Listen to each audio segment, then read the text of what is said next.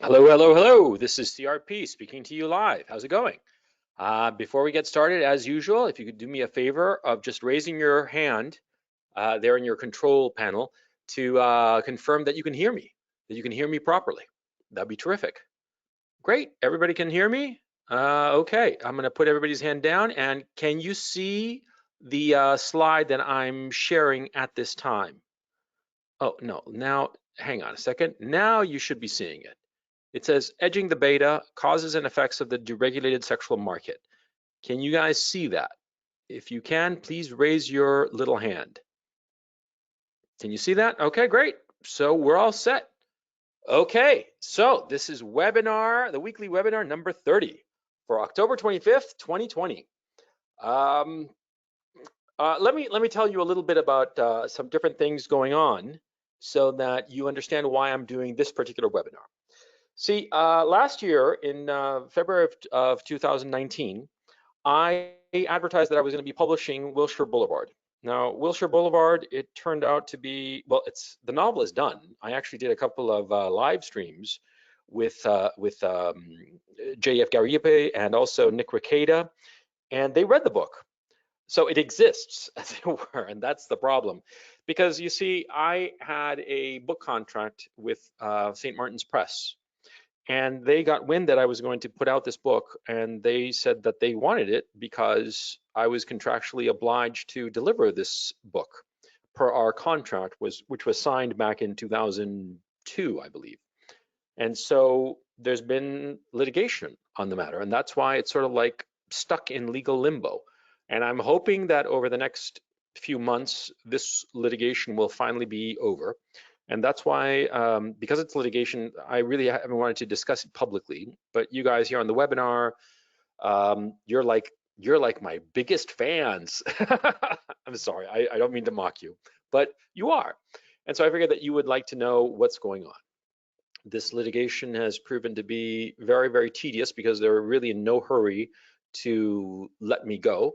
And ultimately, it's a game of nerves and a game of patience. But in the meantime, I've been developing a nonfiction project. Now, my contract with St. Martin's Press was very clear that they are owed a fiction book, but not a nonfiction book. And so I've been working on this project for a little over a year now.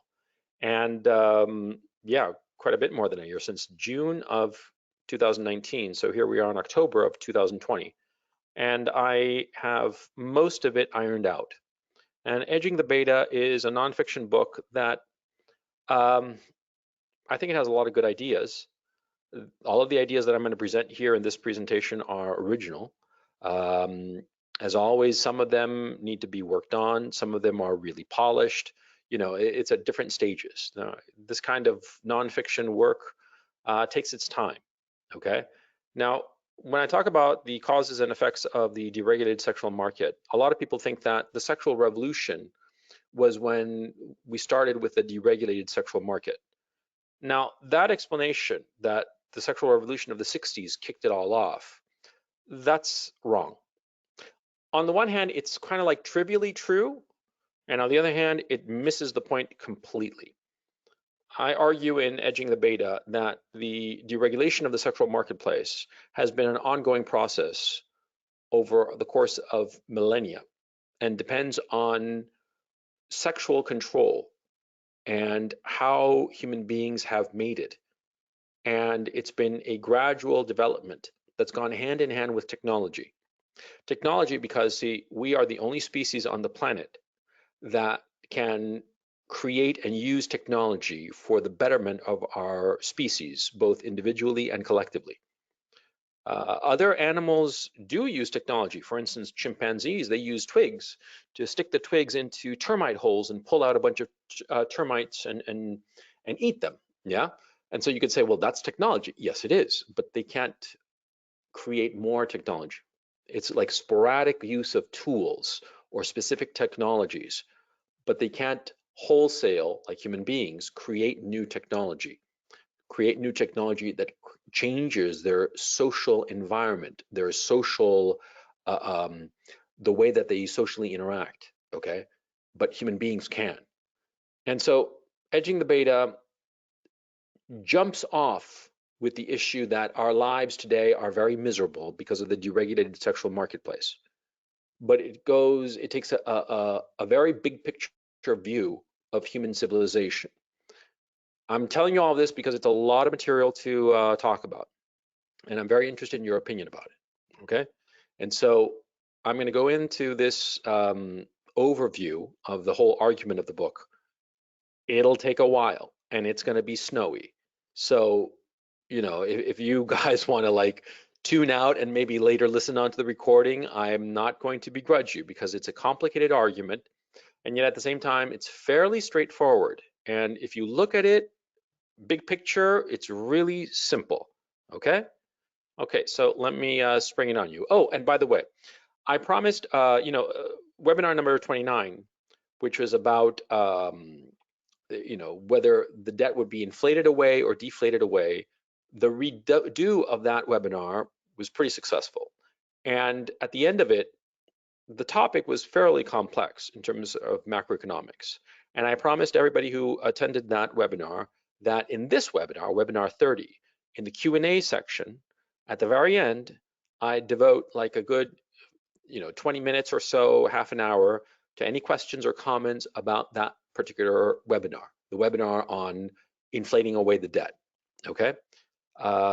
Because like I said, to tell you the truth, I personally was exhausted by the end of that webinar, and I realized too that people would need some time to think up arguments or questions or comments on the topic.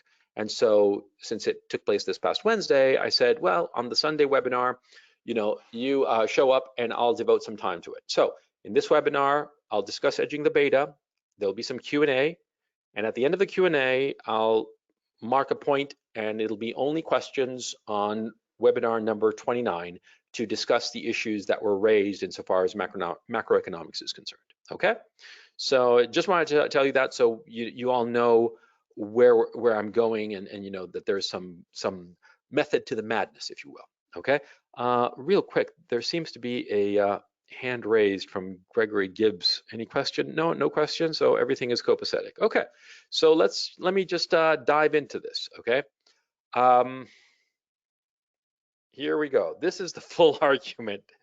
And I hope that you can see it on your screen. If you're, doing the webinar on a phone, I think you're shit out of luck because, it's a lot of material and the font got really small. As you guys know, I try to keep all of the webinar arguments, the outline, on just a single page for the sake of convenience, but there's a lot going on here. So let me just dive right into it, okay? Now, edging the beta in the book, I kick off by describing in the introduction how unhappy men and women are and how the lives that we are living in this deregulated sexual marketplace are so unhappy to us all because there's a minority of men and a minority of women, a minority of men really, that get all the women.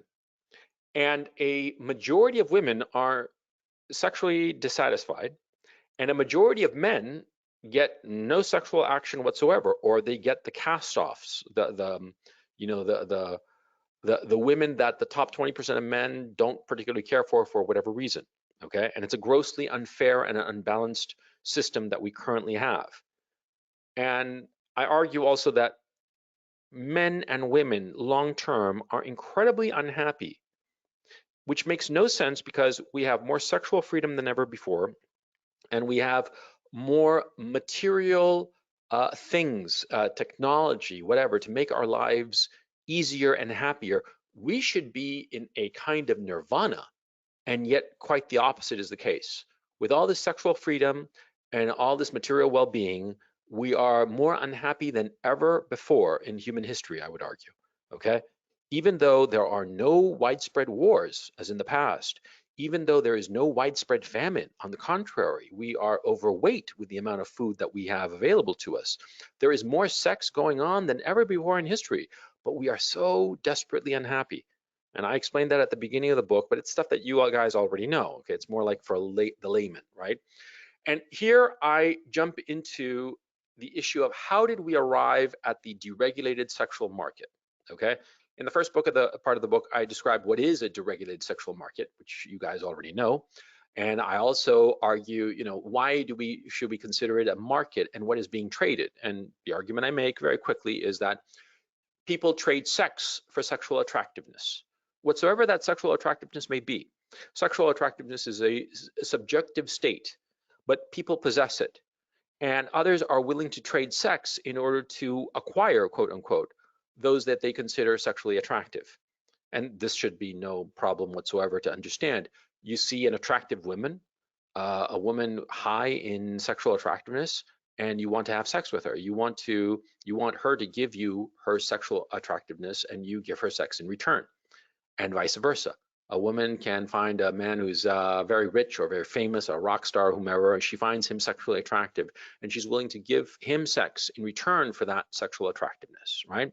That's the market that's going on.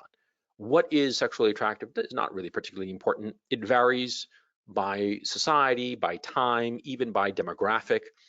People of one age will find one thing sexually attractive, and people of a slightly different age will find something completely different to be sexually attractive.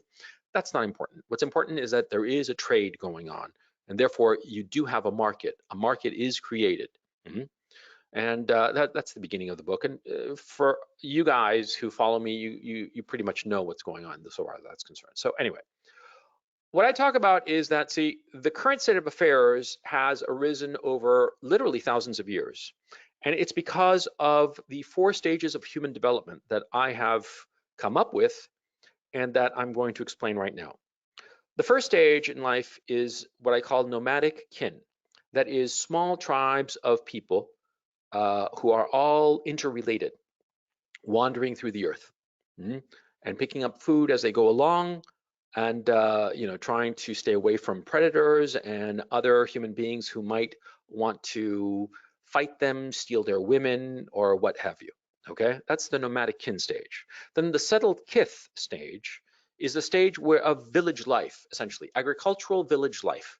People live in a village and they are surrounded by their kin, that is their blood relatives, but also their kith, the people that they've known all their lives, who might not be direct blood relatives of theirs, but they've been with them all of their lives. They might be distantly related or just related by the fact that they all live together, they all work together. The village life, that's what settled kith is. Then there's the nuclear family. That's the third stage of development. Now, the nuclear family is, of course, mommy, daddy, kitties, and the dog.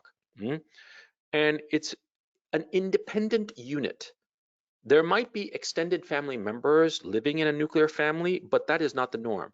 Most nuclear families are the 2 adults, the parents, mother and father, and the children. And that is the nuclear family.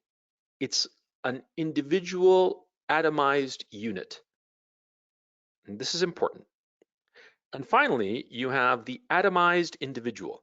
The atomized individual, obviously, he's an individual who is disconnected from anyone else. And that's the current stage that we are living in. Now, note something. See, these are the 4 stages as I believe them to be. But it's not that one ended and the next began.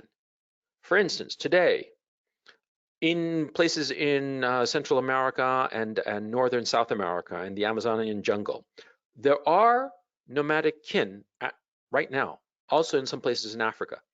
These wandering tribes of hunter-gatherers still exist today, okay? And just as today, there are small towns, sometimes one-factory towns, sometimes agricultural towns that are, again, settled kith. Small towns where everybody knows everybody else, and they are all either interrelated or they've known each other for decades. And then there are also areas that are nuclear families, the suburbs, for instance. They exist at this time. And of course, at this time, we have the atomized individual. You see?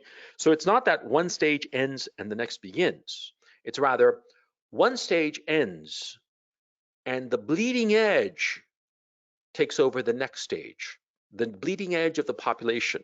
Now, why do they change from one to the next? For a very simple reason. When they go from one stage to the next stage, there are more likely to survive and therefore reproduce. Nomadic kin, They are, hunter-gatherer tribes. They are threatened by predators, by natural events, natural disasters, whatnot. Predators, be it animals or other humans, they're also subject to disease, and most important of all, childbirth. In nomadic kin, that is hunter-gatherer tribes, women are more likely to die in childbirth because there's no one with the experience to help them have a child and survive, okay? But in settled kith, well, what happens in settled kith, that is a village life creates collective protection. And a village life also concentrates midwifing knowledge that allows women to survive. And this is a key issue. See, as villages came together, midwives began to congregate and swap information because they were all working on the different women in the village. And therefore, they created a repository of knowledge that ensured that more women would survive. More women would survive and more children would survive. And so the village life became evolutionarily more successful than the nomadic kin of the hunter-gatherer tribes, see? Same with the nuclear family, and as we will see, same with the atomized individual, but actually now the atomized individual in and of itself is decaying in terms of numbers. And I'll get to that when I get to that particular section, okay? Now, each stage came about because of a technological breakthrough. Now, when we think of technology, we usually think of like, some electronic device or something like that. You have to think of technological breakthrough in a broader perspective, because there have been technological breakthroughs that do not depend on electronic circuitry, but in fact are enormous technological breakthroughs that change the way people think. And so you have to view it in that lens, that a technological breakthrough, oh wait, let me just check something real quick. Oh shit, there's the outline. I forgot to show it to you, damn, sorry. But I hope you can catch up. There's the outline for the whole thing. I'm sorry about that. See, it's because I'm not my own producer. That kind of shit happens. So thank goodness I checked it and I hadn't finished the whole thing. But here you see the outline again. And so a technological breakthrough, as I was saying, you should not consider it like some piece of electronic or software or something like that. As I'm going to explain, one of the biggest technological breakthroughs in human history was the invention of something I called transcendent authority, okay? Now, this technological breakthrough changed all of human civilization. It's what ended the hunter-gatherer life and created the village life, okay? So I'll get to that in just a moment. Now, you have to understand that each stage has both positive and negative consequences. Transitioning from one stage to the next has both positive and negative consequences. The positive consequences are quite obviously more numbers. Evolution is a game of numbers, and I am an evolutionist. I am a Darwinian. The species that wins the evolutionary game is the species with the most numbers. Pandas, dodos, they're losers. Human beings, cockroaches, they're winners. Yeah. It is estimated that at one point, human beings numbered less than 1,000 individuals in the entire planet. And Australopithecus, apparently, from what I understand, they've done some genetic testing and whatnot, and they've concluded that at one point, something like 40,000 years ago, or more perhaps, there were only 1,000 individual human beings, which is nothing, an endangered species, quite frankly. And yet here we are closing in on 8 billion people on the planet. We are a successful species. Human beings have taken over the world. We control it. The only other species that comes close to us are bacteria and cockroaches. We are the winners. Insofar as mammals are concerned, we win. We are the winners, hands down, right? So the positive consequences of each of these stages has been numbers, but there have been incredibly great and grave negative consequences with each of these stages. And this is inevitable. For every positive, there is a negative.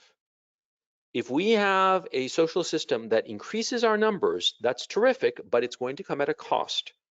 That is a negative consequence, okay? Okay, so let's start with the first one. Nomadic kin, the hunter-gatherer. This is the way all primates are organized. Human beings, gorillas, chimpanzees, all of them, okay? Hunter-gatherers. They are a group of interrelated members who wander around the earth, looking for food wherever they can find it, crapping and peeing along the way. They have no home. They just sleep wherever is convenient.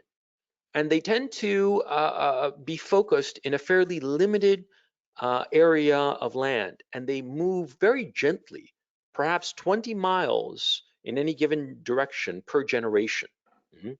It's a very slow drift of individuals. And we see this in chimpanzees, orangutans, and whatnot. Some of them are matrilineal. Others are patrilineal. Some of them are cooperative. Some of them are organized with an alpha male and a bunch of females in a polygamous household. That is not important. What's important is that they are all interrelated and they are all wandering around in no particular direction, okay? That is how human beings originated. Remember, we are animals, and that's the life that we had originally, okay? Okay, now, one of the key emotions that we have, and this for me was a huge breakthrough. It took me a long time to figure this out. And once I figured it out, everything became really, really clear. See, and let me explain in just a moment. Do fish know that they're swimming in water? No, they do not. Do birds, or for that matter, human beings, realize that they are cutting through the air? No, they do not. It's simply their environment. They don't realize it. They realize the lack of it, but they don't realize it when it's present. They don't even have a name for it if it's present. We human beings know that there is something called air that's made of mostly of nitrogen and some oxygen and a few other elements, but we're not really thinking about it. The only time we really think about it when it's not there, yeah? When we're like, an alien getting blown out into outer space and to the vacuum of outer space, then we know that there's no air. But, on a regular basis, we don't realize it. We only realize something when it's not there anymore, right? Okay, so the great emotions of human beings, it's the fight or flight response, it's the desire for food, food and water and shelter, the desire for sex, reproduction. And quite usually in human beings, and in fact in all animals, if we have basic security, basic food security and water security, the thing that we start focusing on is having sex, reproducing. That's the normal state of affairs. But we human beings, and I suspect every animal, has an additional need, and it's a need. A need for our mental health. If we don't have it, we feel terrified. And that is the need to herd, to be social. And insofar as human beings are concerned, I call it reciprocity of need, or also reciprocal dependence. Now, what is this emotion? Because it's an emotion. Reciprocity of need, reciprocal dependence, is that feeling that you depend on other people around you, and they depend on you. You depend on those other people for your survival, and they in turn depend on you for their survival. You understand the concept? It's reciprocal. They need you and you need them. They need you to survive, you need them to survive. It's a need, it's a dependence. You can't survive without other people. Not if you're in a nomadic tribe, a hunter-gatherer tribe. You need other people. An individual alone in the wild will die, inevitably, because every human being, from the time that they are born until the time that they are an old man or an old woman, as the case may be, they experience periods of time when they are helpless and defenseless, extended periods of time. The most obvious is, for instance, when you were a child. When you were a child up to the age of, say, 10, you could not survive on your own. You needed your parents to provide food, water, shelter. Without them, you would not survive. And that's pretty obvious. But for instance, a woman who's pregnant, who's say 7 months pregnant, she can no longer survive on her own. She might be able to for a week or so. Just as a child, say a 4-year-old child might be able to survive a week or so on his own, but that's very rare. And like I said, for a short period of time. A woman who's 7 months pregnant, she cannot survive on her own. She cannot gather enough calories to feed, to survive both herself and her child. And once she has the child, no way. It is impossible for a woman to generate the calories necessary for both her own and her child's survival. Again, she might be able to do that for short periods of time, a week, maybe 2, maybe. Beyond that, impossible. She will suffer malnutrition, the child will suffer malnutrition, and it will be inevitable that one or both will die. They need help. They need help to survive, okay? This need that we have is hardwired into us. That's why we feel so unhappy when we're alone. Because when we're alone, our hindbrain recognizes that our odds of dying are high. You see? Nomadic kin, they spend their entire lives with other people all the time. With their parents, with their siblings, with their uncles and aunts and cousins and other extended family members, grandparents and whatnot. A hunter-gatherer tribe is made up of a dozen individuals up to 50 individuals, sometimes more. But they've studied the human brain, and human brains have evolved to be able to maintain up to 150 relationships. 150 relationships, and that has led a lot of scientists to speculate that the maximum number of people in a tribe was 150. In fact, they've made some studies in corporate land, and they've discovered that a corporation that has up to 150 employees is successful, and that if it gets bigger than that, its productivity starts to decay. And companies, especially in Germany, that have grown larger than that and then have deliberately split off different sections of their business to maintain that 150 worker number, have been more successful than if they've maintained in these big organizations of 300 or more people. See, it's a very interesting study. You should check it out. But the point, we need other people. When other people are around us, we feel secure. It is no different from the herd instinct of zebras and giraffes and horses, no different from the instinct of fish to swim in schools. It's a feeling of collective security. And this reciprocity of need, it's really important. This is, it's not only that other people can save you, it's the stress on you of knowing that you are needed by others for their survival. When you are stressed this way, you actually feel happier.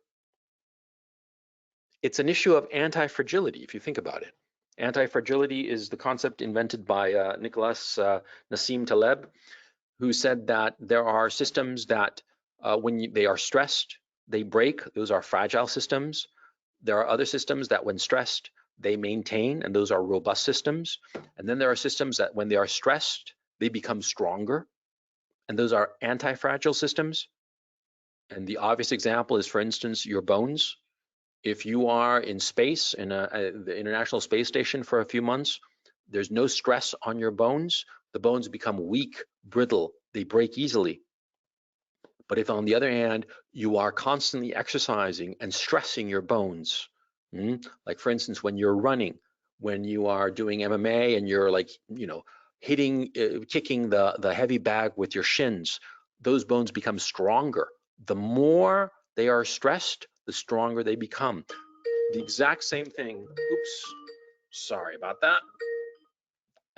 The exact same thing happens with reciprocity of need.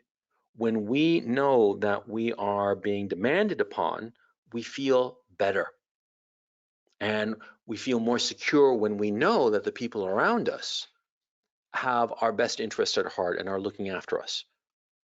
And when we are alone, when like we're in a fish that's out of water, a bird that's out of the air, yeah, we're a human being that's been blown out into the vacuum of space, i.e., when we don't have people around us, we feel depressed, nervous, we feel stressed, but in a negative way, not in an anti-fragile way, but in a way that we feel that things are going to go tits up because we have evolved to have this reciprocity of need.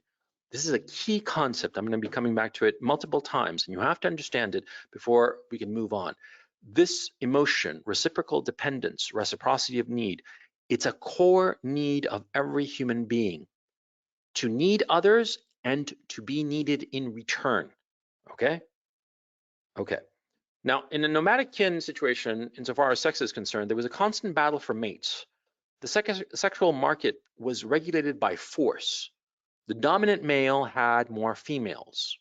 The lesser males, the beta males or the omega males or whatever you want to call them, they had fewer females or perhaps no female. And of course, these men who were sexually disenfranchised would want to have a mate and they would battle. Now, here's an obvious problem. Suppose we have a dominant male, and we see this in the animal kingdom all the time, and we see it, for instance, in deer, stags, okay? You know, stags are the male deer with huge antlers, right? Now, I once saw a picture that was quite remarkable. It was this stag, you know, actually it was 3 stags that had all gotten their antlers intertwined, and they'd all fallen into, it looked like a pond or a lake of some sort, and they'd all drowned. Yeah, that's what had happened. And it was horrifying. It was oddly beautiful, but horrifying. Look it up, Google it. It's 3 stags or 3 deer, antlers intertwined, drowned. It's a horrifying picture. Shit, I wish I had it here, but you can look it up. It's no big deal. But the point is, see, why do stags fight? Well, for mating privileges, see, because it's one stag and a bunch of females, and he mates exclusively with them. He controls all these females. And how does he control this, herd of females? By fighting off any other male. Any male that comes from outside, or any male, perhaps a son of his, that grows up and becomes strong enough to challenge him for dominion. You see?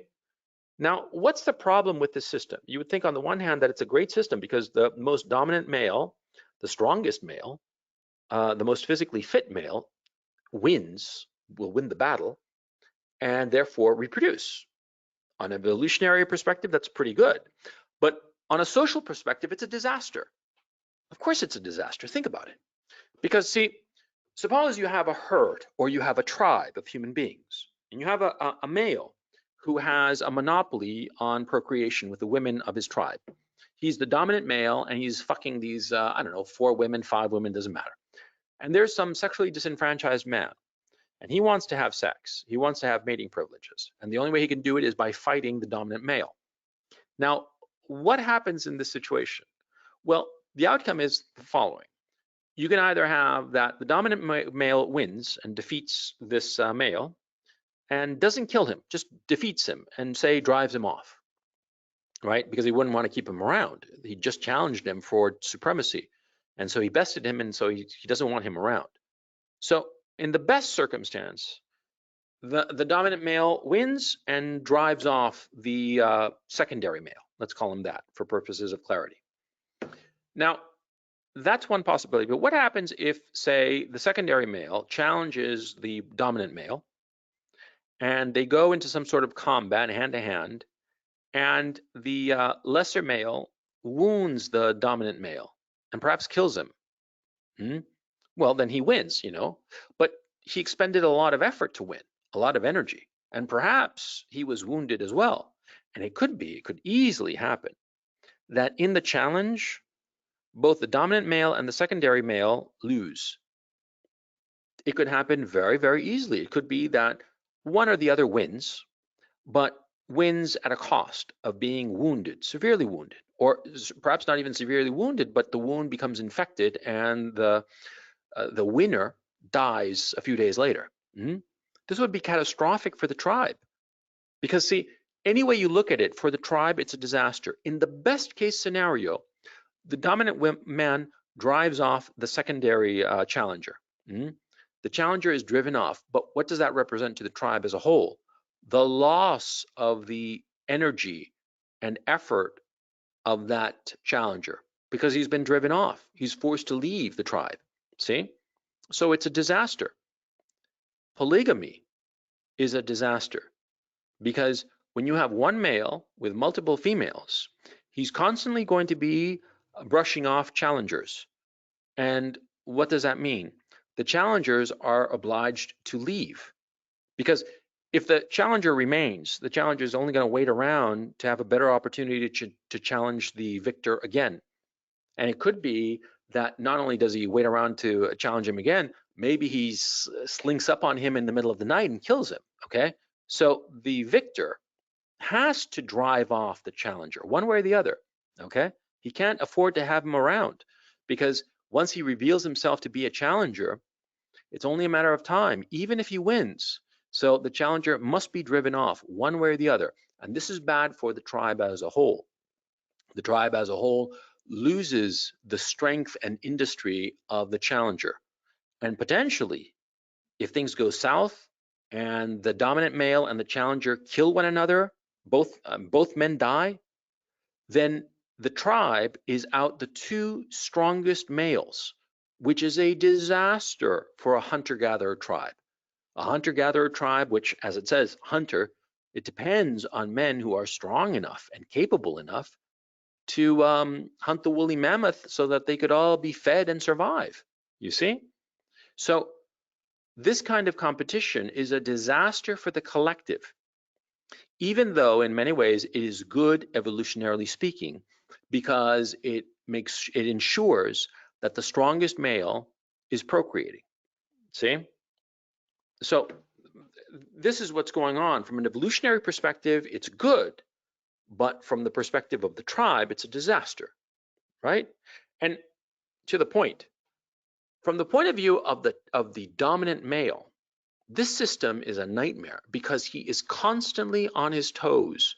He is constantly trying to discover who's the next challenger going to be and trying to outflank him. He's constantly on his guard. He cannot dedicate his energy to collecting additional resources, see?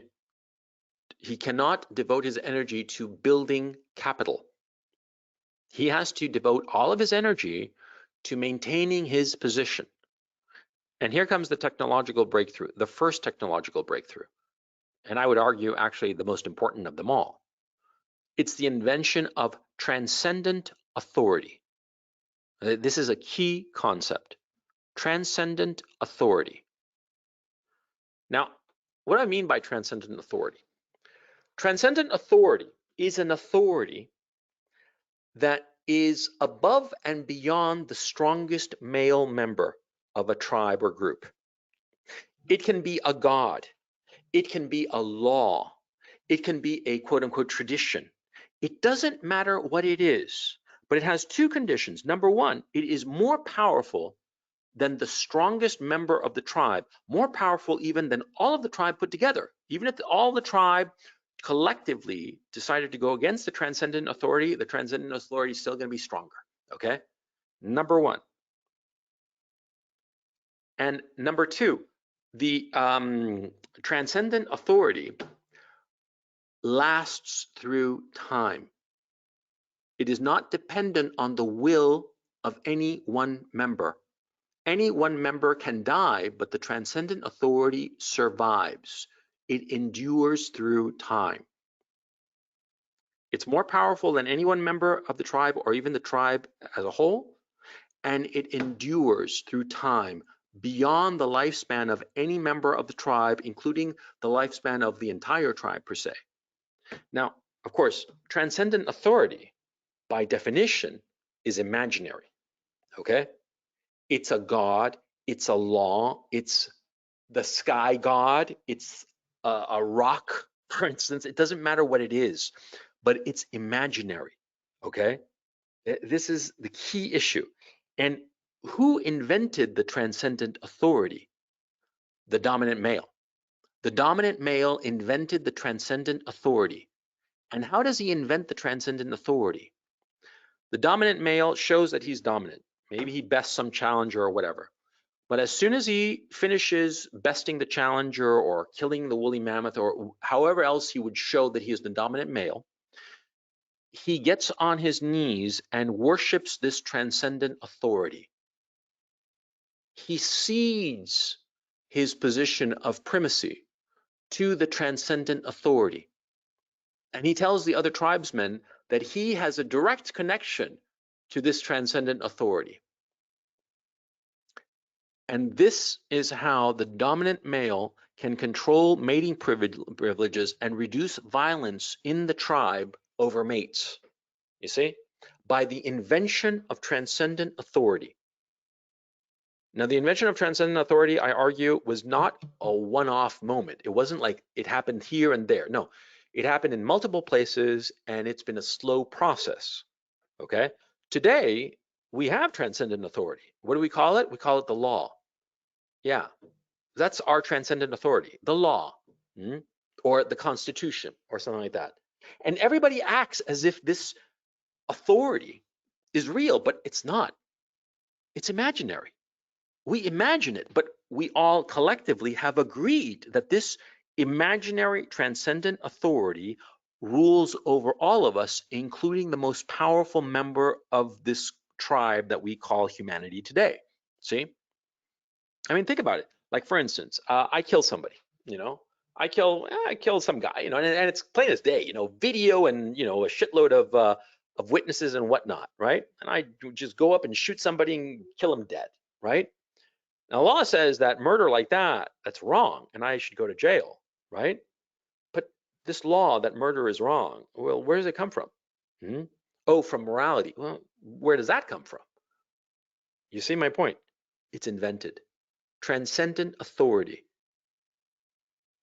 God, the law, these authorities above and beyond us all that float over us, that are more powerful than any individual member, and that will endure beyond the lifespan of any individual member. That invention, it was created by the dominant male so as to reduce the amount of work he had to carry out to control his harem. That's basically what happened, okay? Now, here comes a key issue. I mean, that's the reason that transcendent authority was invented. But what was the result of transcendent authority? You're in a tribe, and before the invention of transcendent authority, the males would jockey for position, right? But the dominant male invented this transcendent authority. He said, oh, there's the sky god. The sky god rules us all. And every time he killed a woolly mammoth, he would kneel in front of the sky god, and everybody would look around and where's the sky god? Well, he's up in the sky. Okay, so everybody started kneeling, because if the dominant male is doing it, then everybody else should do it too, right? And so they all started kneeling, and they all started believing in the sky god. And the dominant male said that the sky god had said to him that it was okay that he had all the women. Now, of course, there had to be some sort of jockeying for position, and he needed some allies to enforce this. So he started saying, yeah, I'm the dominant male and I have the women, but not all the women. I'll have, half the women. And the other half of the women can be divvied up by the people, the men, who believe in the sky god. And that I believe, the sky god is telling me that these men are good. And so he hands out women privileges to an aristocracy. The dominant male with this aristocracy of men who have access to women by way of the authority of the sky god, the transcendent authority. All of a sudden, what do you have? You have social stability. That's the key issue. You have social stability. And once you have social stability, what begins to happen quickly? You accrue goods. You accrue resources. If you are living in essentially a state of nature where you are constantly battling over women and trying to secure mating rights, Once you create, by way of transcendent authority, a stable system whereby certain men, powerful men, get women consistently, i.e. the right to reproduce, then there's no more competition for mates because it becomes a system to acquire a mate. It doesn't matter if the system is fair or not. What matters is that, see, the men acquire mates in a predictable way. Once they acquire mates in a predictable way, they no longer need to use their resources to acquire mates. They can devote those resources, that energy, that effort, into acquiring more resources. And once they begin acquiring more resources, they can no longer carry them with them. You see? Hunter-gatherers, they wander the earth without anything on their person. Why? Because they can't acquire enough because they can't acquire enough because they're using their resources to secure mates. But once they secure mates and everything becomes stable in that regard, predictable in that regard, then they can acquire more resources and not need to spend those resources acquiring mates. Therefore, they can accumulate capital. What happens when you accumulate capital? You need to store it somewhere. And this is key. Once you need to store your capital, your accumulated capital somewhere, that's when you invent agriculture. Agriculture came because of social stability. Social stability came because there was a transcendent authority telling the men how to divvy up the women. Agriculture was an effect of the need to store the accumulated resources. Once the accumulated resources became so much that they could not be carried on a person, they had to find a place to do it. And so what place would they choose? They would choose a place that they could defend, number one. They could defend it from predators or more likely other humans, right? Because other animals wouldn't really care about resources, but other humans would. So they had to find a place where they could store those and have guards to take care of those goods, of those resources that had been accumulated. And so once that became necessary, it became necessary to feed those people. Ergo, you invent agriculture. Because see, anybody can tell you that agriculture, I mean, like growing something is easy. There's no trick to it, okay? And the notion that people, quote unquote, discovered how to grow foodstuffs, that's ridiculous. Hunter-gatherers know that, if you put a seed in the ground in X amount of time, some food will shoot out, an ear of corn or wheat or whatever, right? It's quite obvious. And they also know too that if you round up pigs, and hold them all together, yeah, you can fatten them up and you can eat them later. Yeah, there's no trick to it, okay? But what happens in hunter-gatherer societies as they're constantly battling for mates, that they can't accumulate resources to do these things, to have a pen with pigs, to plant the food. But once that issue, you are no longer fighting over mates, that issue has been eliminated because of the invention of transcendent authority, then you can build a pen to hold the pigs. Then you can plant food, corn, wheat, whatever. You find a place to store your accumulated goods. You put people to take care of those accumulated goods. And now you have to feed those people. Ergo, you invent agriculture. Ergo, you also invent organized religion. You codify the transcendent authority because now you're sitting there stuck in a village. You have plenty of time. You have all the time in the world. So you start codifying your religion because different eventualities start rising up. And so that's how organized religion arose, see? Because before you had a nomadic tribe of kin, but once you're in a village life, it's multiple tribes, because what happens, of course, is that one tribe sets it up and then another tribe wanders by. It wanders by and realizes, hey, they have it pretty good. And soon enough, they come to some sort of agreement and they coalesce. Because of course, if more people coalesce in a village, it's more easy to defend from other human beings, see? So that's the advent of agriculture and the advent of organized religion. Now, notice something about village life. People who lived a hunter-gatherer life, the nomadic kin, they were healthier. It's been conclusively proven that hunter-gatherers, people who lived in nomadic kin tribes, they were taller, they were healthier, they were just overall in better physical condition. Why? Because in a village life, the diet was extremely monotonous, because they would grow only a few foodstuffs. And because of this, there would be vitamin deficiencies. Also, bad hygiene, because they were stuck in one place and they didn't understand that all crapping in the same place would lead to cholera, dysentery, and whatnot. And so village life diminished the quality of life of the people. But the issue was, in the village life, there were more people. More of them survived because there were more midwives. There were more people with knowledge of childbirth. Because remember, human beings are most fragile at childbirth, both women and the child itself. In the past, people on average live to the age of 40. And you say to yourself, oh man, they hit 40 and they're likely to die. No, no, no, no, no. The average is skewed. People in the past lived to be 70, 80 even, okay, even 90. Yes. But what happened was that so many children died that it skewed the average. Today, the death of children is a rare, rare thing. In Western Europe and the Americas, both North, Central, and South, it's exceedingly rare. But in the past, it was a huge problem.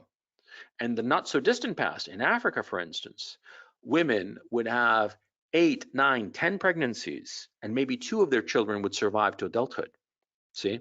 And that's why the African population is exploding, because women in, say, Namibia, they're having on average 8 children, because not that many years ago, just 2 or 3 decades ago, those 8 children would likely die and maybe 1 would survive to adulthood. But now they're all surviving to adulthood because medicine and the availability of modern care and whatnot. There's also cures for malaria and all the other diseases of Africa. And so these women who used to have 9 children and maybe 1 would survive, now they're having 9 children and they're all surviving. And that's why the African population is exploding. But I've gotten off the track a little bit. Insofar as the village life is concerned, because of the concentration of midwife knowledge, more children survive to adulthood. That's why the village life was superior to the life of the hunter-gatherer. That's why more nomadic kin became settled kith, because more of them survived. It was more advantageous collectively, not individually. Individually, it was kind of like a disaster. The quality of their lives was much worse. Monotonous labor. I mean, farming, if anybody's ever done farming, it's incredibly hard. And these poor people would spend their entire lives from dawn till dusk working like animals in the field, trying to eke out a living. It was misery. It really was. Okay. But there were more numbers. Same. Now, inevitably in the settled kith, the issue becomes monogamy versus polygamy. Okay. Because polygamy is great for the dominant male. It's lousy for the second tier male. And so inevitably monogamy would win. And why would it win? Very simple. If you have a polygamous society, you're going to have a group of sexually disenfranchised males. These sexually disenfranchised males will be angry. They will cause social chaos, social strife. They will have to be handled some way. The society will have to expend effort to control these sexually disenfranchised men by way of some sort of policing, or at worst case, have to kick them out of the society. But in a monogamous society, where all the women are obliged by way of social pressure into finding one man and marrying him and having kids with him, right? What happens? You no longer have sexually disenfranchised men. All the men have women. They have one woman. They don't have a harem. They don't have 2, 3, or 4. The dominant men might be unhappy with the situation, that they're only stuck with one woman, but all the men collectively, they're happy.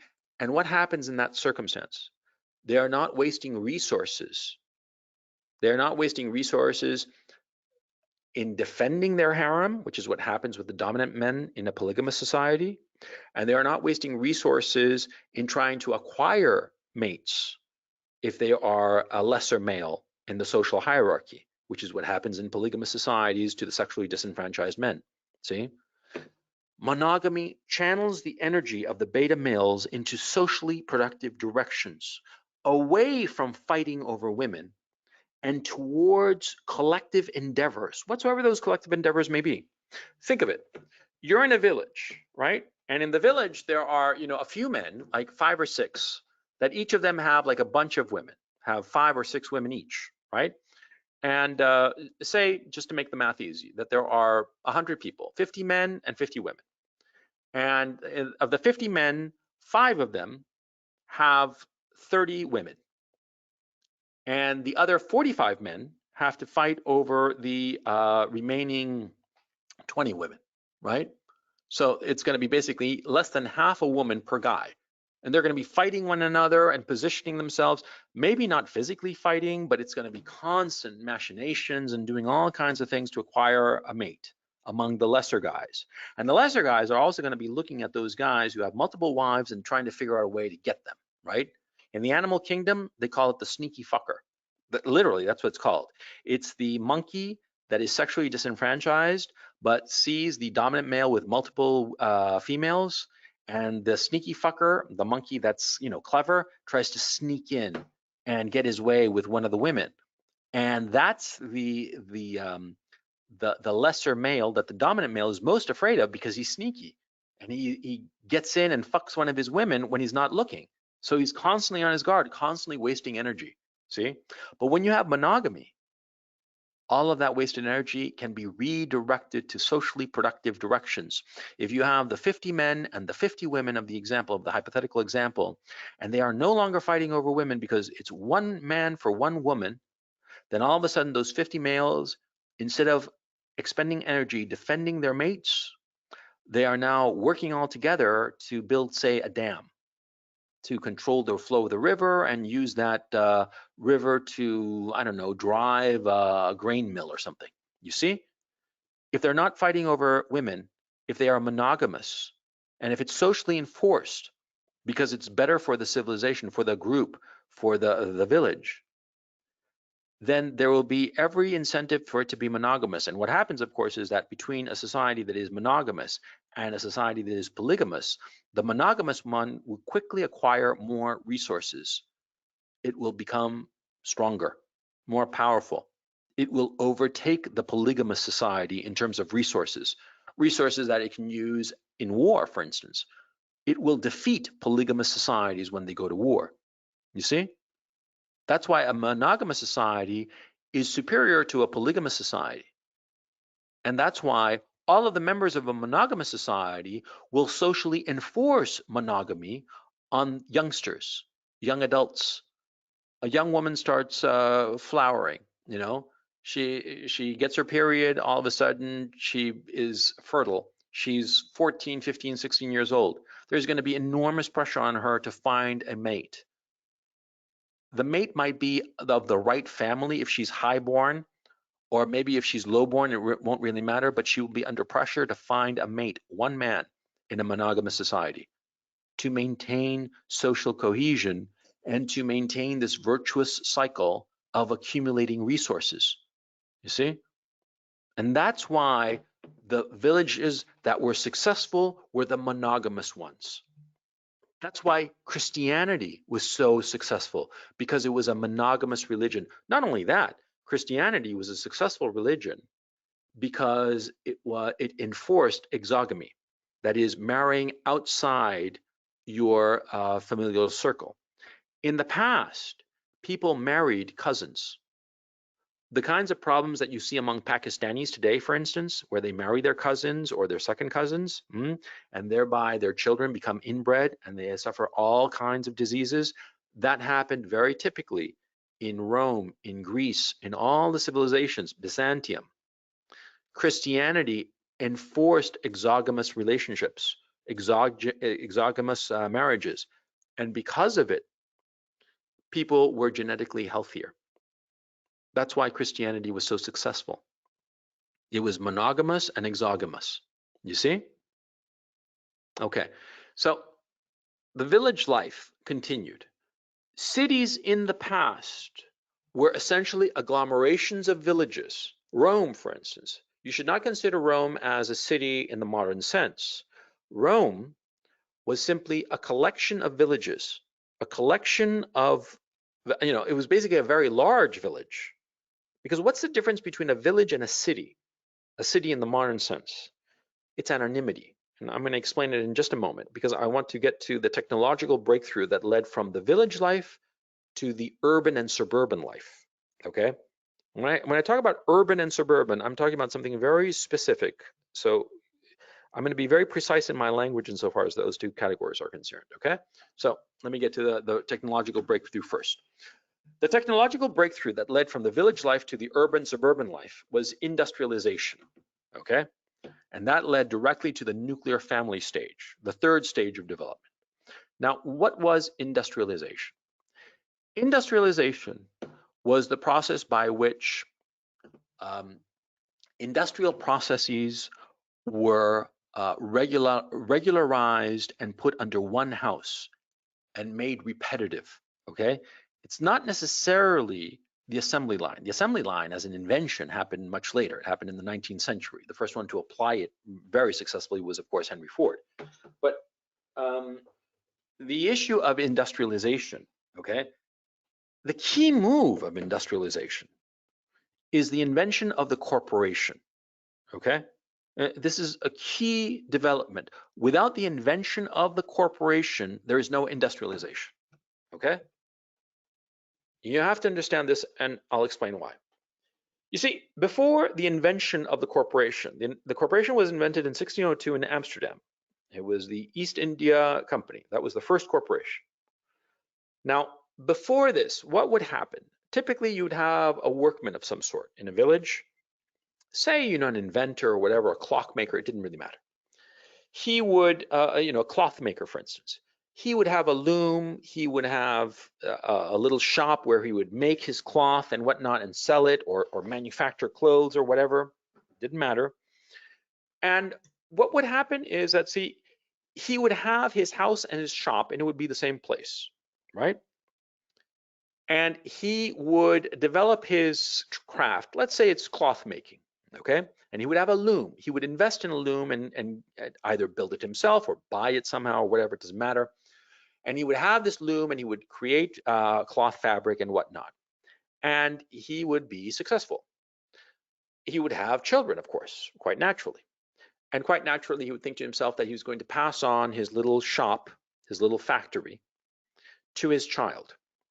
Now, what would happen with the child? Now, the child might, love the trade, right? And be very good at it and as good as the father, okay? That's one possibility.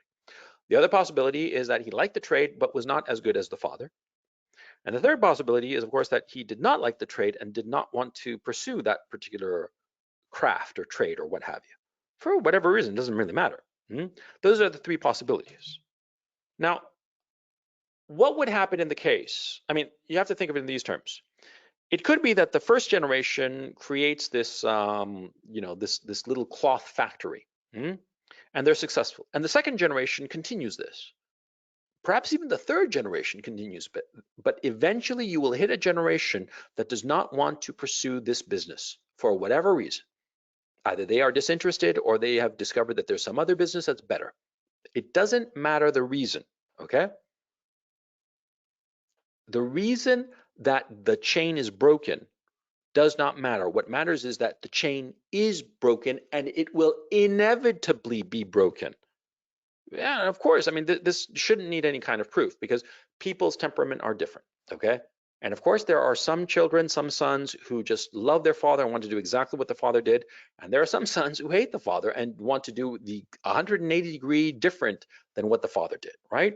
Inevitably, it's human nature, okay? What would happen to the little cloth shop? if it came upon a generation that was disinterested? Well, there wasn't any real way to sell the shop now, was there? No, because the shop and the home of the family was one and the same. It was inextricably linked, and not even linked. It was just like a mess, like like an omelet. You can't separate the yolk from the white in an omelet, right? Exactly, that kind of situation. And so even if you wanted to, even if somehow you could, the new owner would want to move it to his location. He wouldn't want to leave it there, leave all the equipment and whatnot. And what's more to the point, see, all the knowledge, the intangible knowledge would be lost, right? Of course. And that's what happened. See, there were guilds, there were all kinds of professional associations trying to hold on to the acquired knowledge of some craft or other. There were guilds that had special privileges to encourage the children of the craftsmen to continue in that particular craft so that the knowledge would not be lost. But they all failed until the invention of the corporation. Because what's the invention of the corporation? The invention of the corporation is very simple. It is a way by which you can transfer ownership in a factory. And it's not even that you own all of the factory, or the business or whatever. You own a piece of it. You own, for instance, some company issues 10,000 shares of stock, and you have one piece. You buy one piece, right? And you own it. You own one piece of that company, 1/10,000th share of that company, and you can sell it. Does it affect the company? No, it does not. You can sell shares and it does not affect the running and management and productivity of the company or business. That's the genius of the corporation. You are able, the act of selling or buying the company is divorced from the operations of the company or business. See? And so what happened is that very quickly, other companies were organized. And more to the point, you had professional managers managing the business. Their job was to manage the business. They didn't own it. They managed it. The owners were the shareholders, and they could buy and sell the company as they saw fit, and it would not interfere with the operation of the business. And who would be operating the business? The managers, right? But where did you get these managers? Well, they were the most capable people, the people who wanted to run the business or company. And so you eliminated the problem of inheritance. That's what happened with the invention of the corporation. And that is what led to industrialization, because it accelerated the accumulation of capital. Or not quite, that's not quite accurate. What it really did is that it eliminated the loss of capital inherent in ownership transfer of the company. In the past, my old man had founded some cloth manufacturer in ancient Rome, and I inherited it, and I liked making cloth. It was great, a great business, a great life, and I enjoyed it. I liked the craft of it. But my kid, he just doesn't want to. He wants to be a Roman centurion. He wants to go off to Gaul and kill some Gauls and whatnot, and rape some whomever, right? He doesn't want to stay in Rome and loom cloth. He doesn't want to do that at all. And I'm old. And so what am I going to do? I'm going to try to sell, but how do I sell it? I can't. And so, I die, the shop with all this accumulated knowledge and infrastructure and material, tools and whatnot, it's all gone. The loom is gone, it's poof. All that capital is lost. But with a corporation, it's never lost. It's merely transferred. Even when a company goes bankrupt, the creditors get pieces of the company and they can reintegrate it into their own businesses. The corporation is the single greatest accumulator of capital. And it's because of the invention of the corporation that you have industrialization. Because the owners and the operators of the business are separate. They can, of course, be the same person. Of course, that happens all the time. But they don't necessarily need to be the same person. And this leads to the accumulation of capital, industrialization, And it's industrialization that leads to the nuclear family. How does this happen? Okay, so the oh, I'm just checking the time. I've gone like an hour and 10 minutes. I don't know if it's gone quickly for you. It's gone quickly for me, you know, and I still have a long ways to go, but I hope you're not bored. So, and if you are, well, you're just gonna have to put up with me. Sorry. So anyway, let me get on. With industrialization, what happened? Well, as companies were developed and they became more and more industrialized, the factories were established in cities. Now, why were they established in cities? Because the cities were usually close to transportation hubs, or were transportation hubs, close to transportation venues, for instance, rivers, the ocean, roads perhaps. And so industries, factories were set up in these cities, and they drew villagers, the men from the villages, to the cities to work in these factories. Now, here we come to a complicated issue, or not a complicated issue, but yeah, you'll characterize it as you see fit. What happens is that, see, as these industries, these factories draw villagers, men from their villages to the city, they arrive to the city and they know no one. They are anonymous, see? They might know a few people here and there, right? But these men come alone. And what happens is that quickly it devolves into crime and chaos in the cities, of course. Because you see, in a village, everybody knows who you are. There's reciprocity of need, see, in a village. Think of it. In a nomadic tribe, you have obvious reciprocity of need, okay? Because like, for instance, it could be in a tribe that you had some uncle who's like a blowhard and just really boring, right? And you don't particularly like him, maybe, but he's really good at tracking the woolly mammoth, right? I mean, he's just really, really good at tracking prey. And because of his ability at that, you know, you consistently hunt down the woolly mammoth and you all have food to eat. And so, yeah, you might not like the uncle very much, but you respect him because he's good at tracking, right? And you need him. You need him. And you yourself, you know, your uncle might not like you, but you're very good at, say, you know, with medicines and herbs, and you're good at curing people from different diseases, right? And so he needs you. There's that reciprocity of need. The same thing happens with village life, because in a village, there aren't going to be that many people. Most villages historically had less than 100 people. And so in such a small community, and the vast majority of villages were small. In such small communities, what happened was that everybody was needed and everybody had to get along and everybody depended on one another.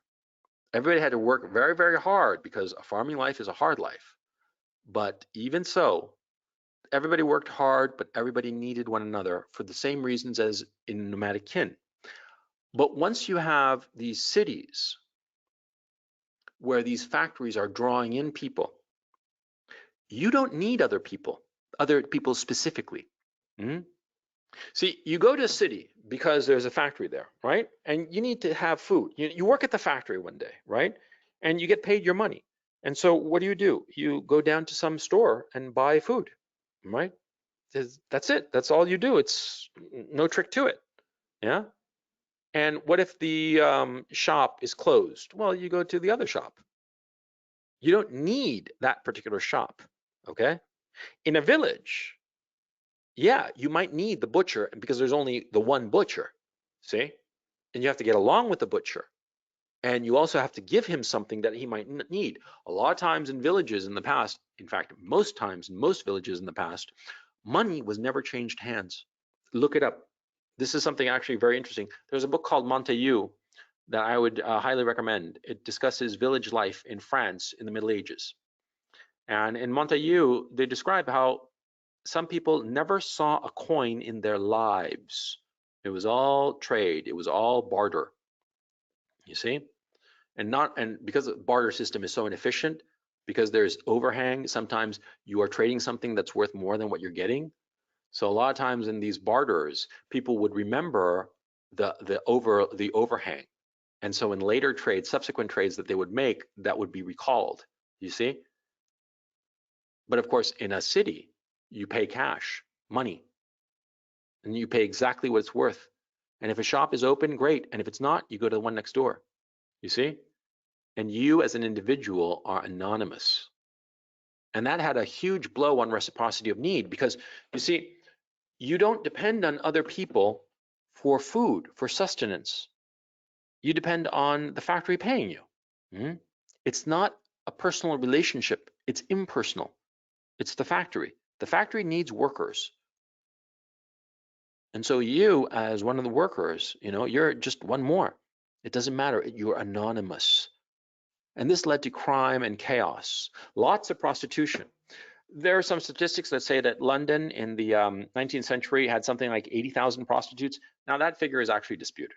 It wasn't that high, but nobody's really sure. But that it was in the tens of thousands, yeah, absolutely. And do keep in mind, at this time, London had less than 1 million people, okay?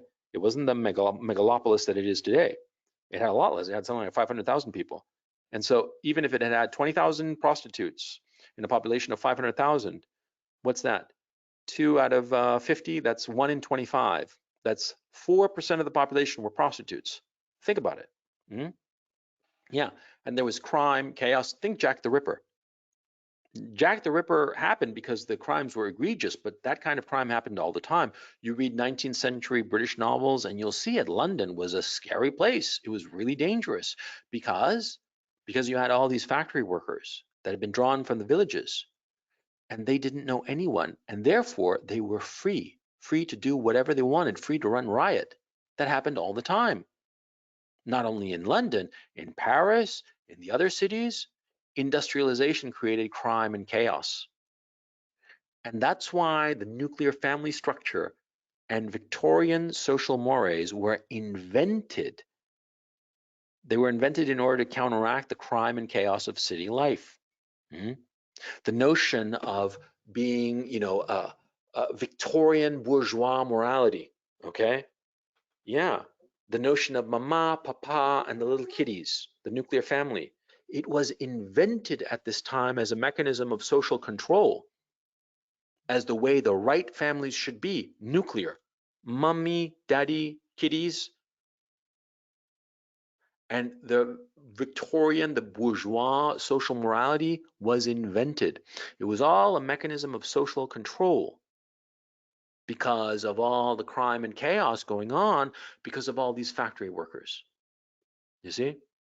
All these factory workers that had been drawn to the city by these jobs that paid better than the work in the village. I mean, remember also, the life in the village was miserable.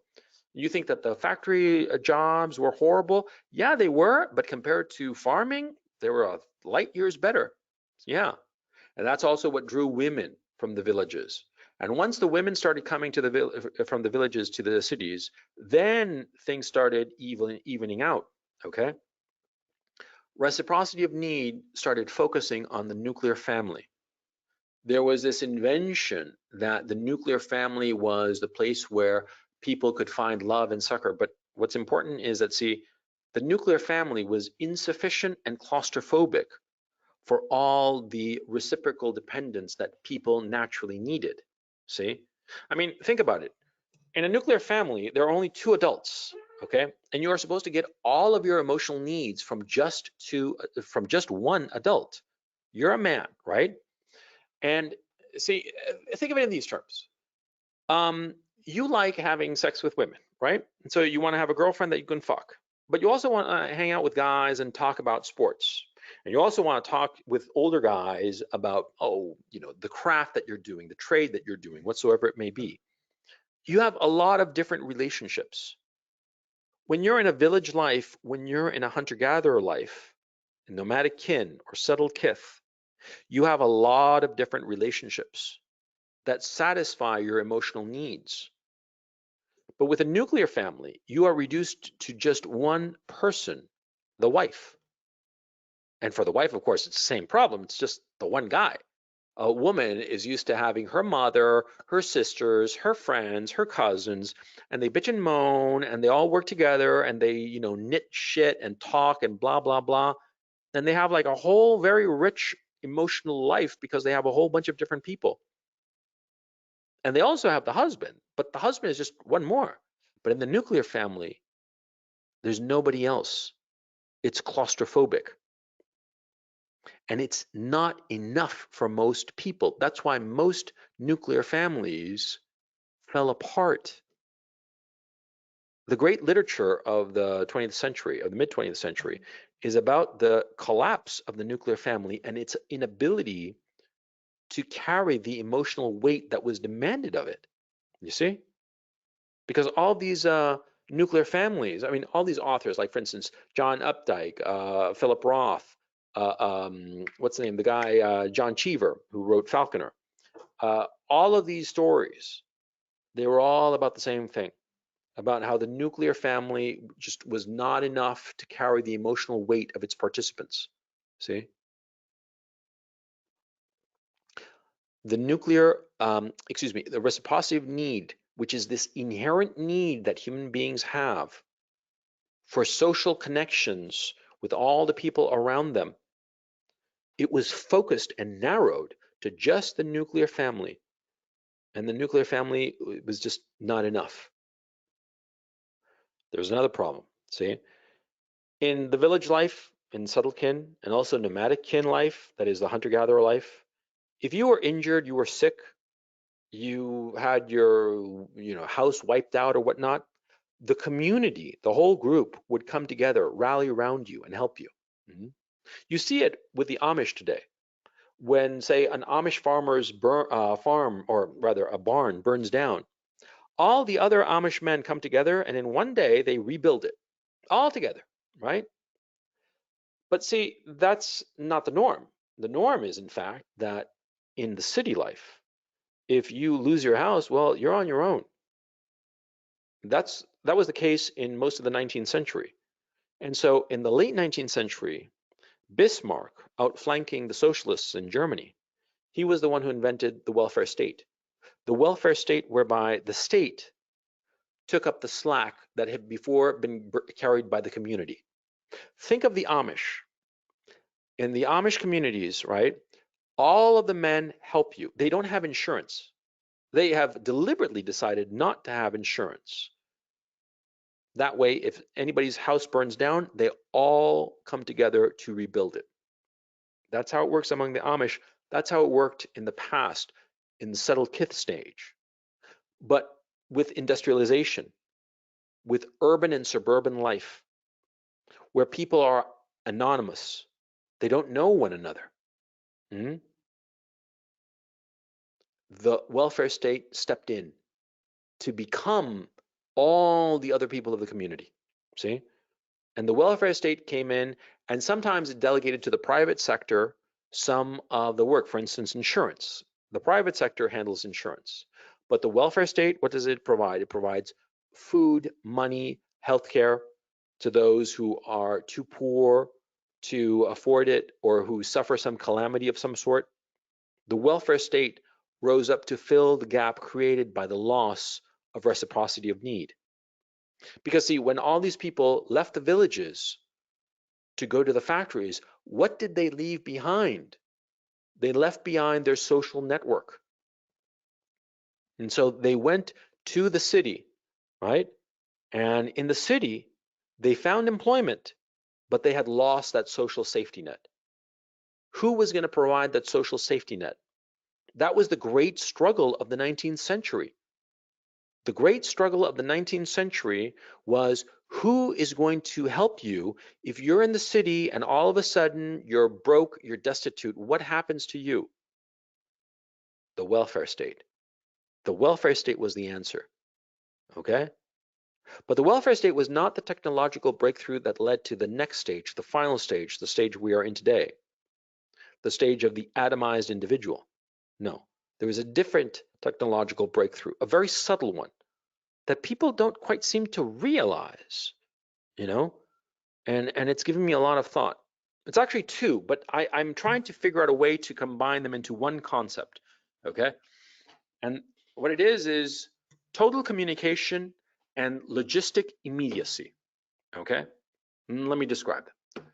Total communication is the ability of any one person on the face of the planet to speak what he has to say, speak his mind, to potentially every person on the planet at the same time. And conversely, it is the ability of any one person to potentially listen to all of humanity at the same time, barring, of course, the natural limitations that there are close to 8 billion people, and you wouldn't have enough time to listen to everybody. But in theory, you can listen to anyone on the planet. Okay? That's total communication. And this has been a slow development since the advent of the telegram in 1842 until 2006 with the arrival of Skype. And yes, I'm talking specifically Skype. Skype is the apogee of total communication. And I know you're gonna say, well, the Skype is a breakthrough. Yes, ridiculous as it may sound, Skype, the Microsoft corporation, yeah, Skype is the apogee of total communication. It is the greatest breakthrough in human history, technological breakthrough. It's second only to transcendent authority. And let me explain why. See, in the past, you could not communicate in any kind of distance, not directly, okay? For instance, let's go back to the time of Rome, see? Somebody said something, okay? He wants to communicate something. How does he do it in the time of Rome? Well, he can have somebody shout out, which is what happened in the Roman Forum. Any kind of government decree, it would be read out in the forum, and people would hear about it. Okay, and it would be some guy who would stand up there on a block and read out the decree, and they would all like listen. And how far did this man's voice carry? Oh, maybe 20, 30 yards at most. But that was it, right? Communication, distant, remote communication, it, for all intents and purposes, did not exist, okay? You might be able to blow a horn, and that horn signal would be a predetermined signal of some communication or other, which is typical, for instance, in armies. That's how they would signal, by blowing a horn or maybe setting some sort of fire or whatnot, or putting out a fire or whatever, right? But remote communication, for all intents and purposes, did not exist. You might be able to write a note and have some courier carry that note to somebody else. But there was no remote communication until the advent of the telegraph. The telegraph allowed perfect communication between two remote locations. And I do believe, if I recall correctly, I think it was between Baltimore and Washington, D.C. that the first telegraph was sent, okay? And it was some Bible verse. I could be wrong, I forget, it doesn't really matter, okay? The telegraph was the beginning of it. It allowed a perfect message to be transmitted between two locations in practically instantaneously. In practical terms, it was instantaneous, right? Now, that was the beginning of total communication. But that was only communication between two people. Then you had radio. Now, what was radio? Radio was a transmission tower and receptors, the radio device that you had in your home. And it would be beamed out from the radio station out to all the radios in that particular area, right? It was limited geographically. AM signals traveled, I believe, farther than FM signals, but FM signals were higher fidelity. I think that's how it worked, right? Doesn't matter again. But it was basically from one place, centralized. It was beamed out to all the others, and it was a one-way communication.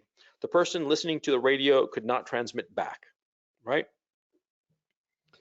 Then you had television, which was basically the same model, only it added video imagery, right? But it's basically the same model. A transmitter beams out the sound and image to other people, right? Now, of course, there was another way to communicate, which was by way of books, right? But it was sort of like one-to-one, just like a telegraph is concerned, okay? And for purposes of this, let's talk about instantaneous communication, okay? Books are not instantaneous by definition. Somebody writes it, and a while later, somebody reads it. That's not instantaneous. A telegram was. Radio is, but it's one way. Television is, but it's also one way. Then we started getting telephones. Telephone is two-way communication between any two people, potentially any two people in the world, but only two people. In some cases, you could have more people join the call, but it would usually be a limited number, perhaps as many as 20, perhaps as many as 100, but it was limited and a fairly small number. I mean, 100 people is not that many people, okay? Even 1,000 people is not that many people, right? But eventually you got to the issue of Skype. And with Skype, you have the following possibility. You have the possibility of any one person communicating with any other person, audio, visual, at the exact same time, instantaneous. And you have the possibility with the same system for you to be heard by everyone in the world. That's total communication.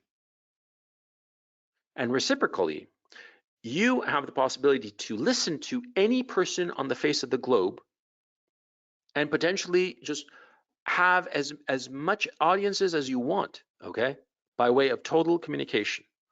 That's one issue. The other technological breakthrough, which I'm trying to figure out a way to connect these two, is logistic immediacy. And what do I mean? Logistic immediacy is not instantaneous logistics, but it is the closest thing to it. It's the ability to move goods, any good, between any two places on the planet in less than 72 hours. And that's what we have now with our current infrastructure.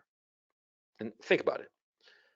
Pick any 2 points on the planet. Doesn't matter how far away they are or how close they are. See? They are likely within 24 hours by ground transportation to an international airport. All international airports on the planet are within 24 hours of every other international airport on the planet. Ergo, if there is no place on Earth except in Antarctica, which is a wasteland and there are no people there, there's no place on Earth that is farther than 24 hours away from an international airport. And there are no international airports that are more than 24 hours away from one another. That means that at most it'll take 72 hours to go from any one point to any other point on Earth by way of our current transportation infrastructure, either a person or a good, and no matter how large the good. Well, that's not true. There are limits insofar as weight is concerned. I mean, like for instance, that's why you have these giant oil tankers, right, that take far longer than 72 days to go from one point to the next. But you see my point. The vast majority of goods, let's put it that way, can be moved from any one point to any other point in 72 hours. Think of it.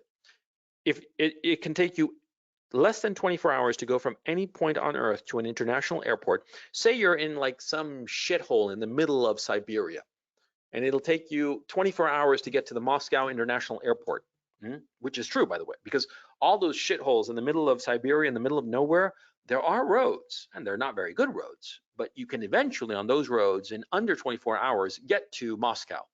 And there's an international airport in Moscow. From the international airport in Moscow, it is less than 24 hours to any other international airport on Earth. And once you get to that other international airport, let's say in, I'm thinking randomly here, like Alaska. No, yeah, Anchorage, Alaska. Yeah, no, better, Vancouver in British Columbia. There are flights that go from Moscow to Vancouver, British Columbia, which is literally on the other side of the globe. It's Moscow, Hong Kong, Vancouver. And you can get there in less than 24 hours, yeah? Irrespective of the date line that you'd skip along the way. You can get there in 24 consecutive hours, less than that, as a matter of fact, okay? And once you're in the Pacific Northwest in Vancouver, say that you want to go up to the town of Yellowknife, which is the farthest northern town in all of Canada that you can arrive at on land. It'll take you, and I know this because I've done it, it'll take you about 7 to 9 hours to get there, maybe 10. Okay, let's say 12 hours. Yeah, 12 hours to get from Vancouver to Yellowknife, and you're done. You see, less than 72 hours from any 2 points on Earth. That's logistic immediacy. Why does this matter? Because it means that now you can be anywhere. It allows for the atomized individual. The atomized individual, because of logistic immediacy and total communication, does not need to live in a city an urban or suburban environment, he can live anywhere and work remotely. We are actually seeing this with the COVID-19 virus. And by the way, this concept, I developed it before the COVID-19 virus. This was known for a while. And companies were trying to encourage people to work remotely. Now they finally are working remotely because of COVID-19 lockdown. But you see, it was always possible. You just needed the nudge to make it happen. The nudge has happened, okay? With total communication, an individual can live anywhere. He is not beholden geographically. In the past, a person was beholden geographically to either, the hunter-gatherer where he was roaming around to get food and water and whatnot, or the village where they grew foodstuffs and they raised livestock. And then in the nuclear family, he lived in the city or the suburb where he had the possibility of work and food and shelter. But today, because of total communication, because of logistic immediacy, you can live anywhere. You can live, work, survive, flourish anywhere, okay? Now, this has profound implications. The cities are all going to die, okay? We're already seeing it, because a lot of people are fleeing the big cities. Yeah, but it's going to happen even more and more. There is no reason for people to live in cities because of these twin breakthroughs of total communication and logistic immediacy, okay? This leads to the atomized individual, the man who can be anywhere, which sounds terrific. But of course, with every pro, there is a con. And what's the problem? The problem is that, see, there's an issue of sorting, okay? That's really key. Now, what's the issue of sorting? Why does sorting matter? Very simple. See, in the past, when you were in a nomadic kin society, the people who were with you, they were with you, and you couldn't change them, the uncle I said before who was great at tracking mastodons and whatnot, he could have been a son of a bitch, but you were stuck with him. You couldn't replace him, okay? Not easily. I mean, probably not at all, period. It was just impossible in a practical sense. In a village life, the same, because there were very few people, and very few people would pass through a village and potentially replace this annoying uncle. Because this annoying uncle had something good going for him. He was good at tracking animals or whatever, right? He had some quality that benefited you individually as well as the other members of the tribe or the village, right? And so, replacing him was going to be very difficult. In the city, it became more possible, but it only became possible from the point of view of the employer. The employer who had the factory could replace one worker with another, right? But people could not replace their job or the people around them very easily. But with the advent of total communication and its impact on sorting of like sorting through things, right? Now you can, because now you have the ability to pick people that fit you perfectly. Think about it. Let me give you a simple example, Match.com. You go on Match.com and you are looking for a specific kind of girl that you want to have a romantic relationship with. And so you decide that you have certain criteria that you have. It doesn't matter what the criteria are. You can input them in the interface and you will get a list of matches. You see? You can narrow who you want. You can narrow it as much as you want. But with total communication, you get such a huge influx of numbers that you will have a large pool that satisfy your desires. Or think of it from the point of view of an employer, because it might be easier to visualize. See, if I'm an employer and I want an employee that has 1, 2, 3, 4, 5 different qualities, education, experience, this, that, the other. In a city before total communication, maybe I'd get 5 applicants, and these 5 applicants would have to live nearby. But now I can put that into LinkedIn or whatever, and I will not get 5 applicants that fit my 5 criteria. I'll get 5,000, 50,000 maybe even. And they're all going to be geographically spread out, sure. But because of total communication, I will have access to them. I will be able to communicate with them. And therefore, I will be able to pick from them, the one that's perfect for me. And if I pick one and he's perfect for me, but for whatever reason, it doesn't work out, or I don't like him, I don't like how he looks or how he smells, I can just toss him and go to the next one who will be identical. See? This is the advent of human replaceability. You do not need any one person to survive and thrive. And you yourself are not needed either for anyone else's survival. You see? It's the end of reciprocity of need. The most important, or one of the most important human emotions, the need to be needed. We lose it because of total communication and logistic immediacy. We are no longer needed, see? Because if we don't fit perfectly, we can be discarded and replaced. And we, in turn, discard and replace anybody who doesn't fit us perfectly. And so what happens in such circumstances? We do not need to adapt. That's the key issue. It is no longer necessary for us to adapt. We can become as idiosyncratic and fucking crazy as we want to be, because if somebody doesn't like it, we simply replace them. And if we are not liked by somebody else, they replace us. But they replace us and somebody else will pick us up. You see? The loss of the ability to adapt. That's the ultimate end of the atomized individual. Now, insofar as the loss of sexual regulation is concerned, that inevitably happens at this stage, because what's going on is, see, the sexual revolution had several components, and we talk about the sexual revolution as if it was an event, but what it really was the confluence of multiple things going on insofar as technological breakthroughs and also social breakthroughs that developed during the nuclear family. Specifically, it was the intersection of the following. The intersection of the welfare state's willingness to support single mothers, one, the widespread availability of contraceptive drugs, two, and also the wide scale availability of abortion, which serves the same purpose, that is contraception, okay? And the growing atomization of the individual. They no longer feel obliged to what other people think, because that's the cost of reciprocity of need. In reciprocity of need, you have to be concerned about what other people think of you, because if they think badly of you, they're not going to help you. You see? And that's why it's so important that you pay attention to what other people think of you.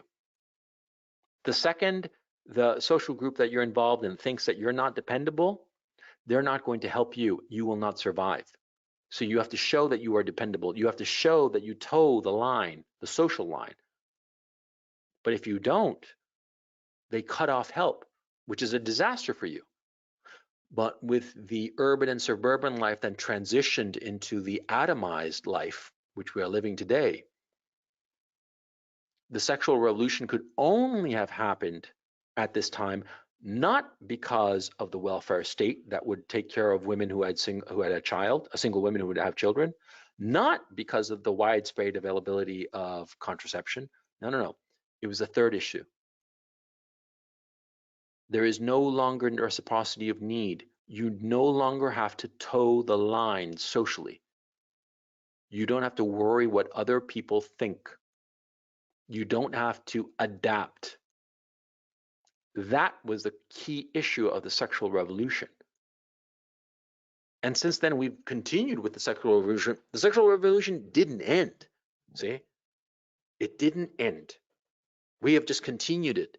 And now we are in this position where people, individuals, are completely atomized, and they are coming together, sexually speaking, at random practically. And there's no conception of a long-term relationship because of human replaceability. Because if it doesn't work out with this person now, I'll just toss them and replace them with somebody new.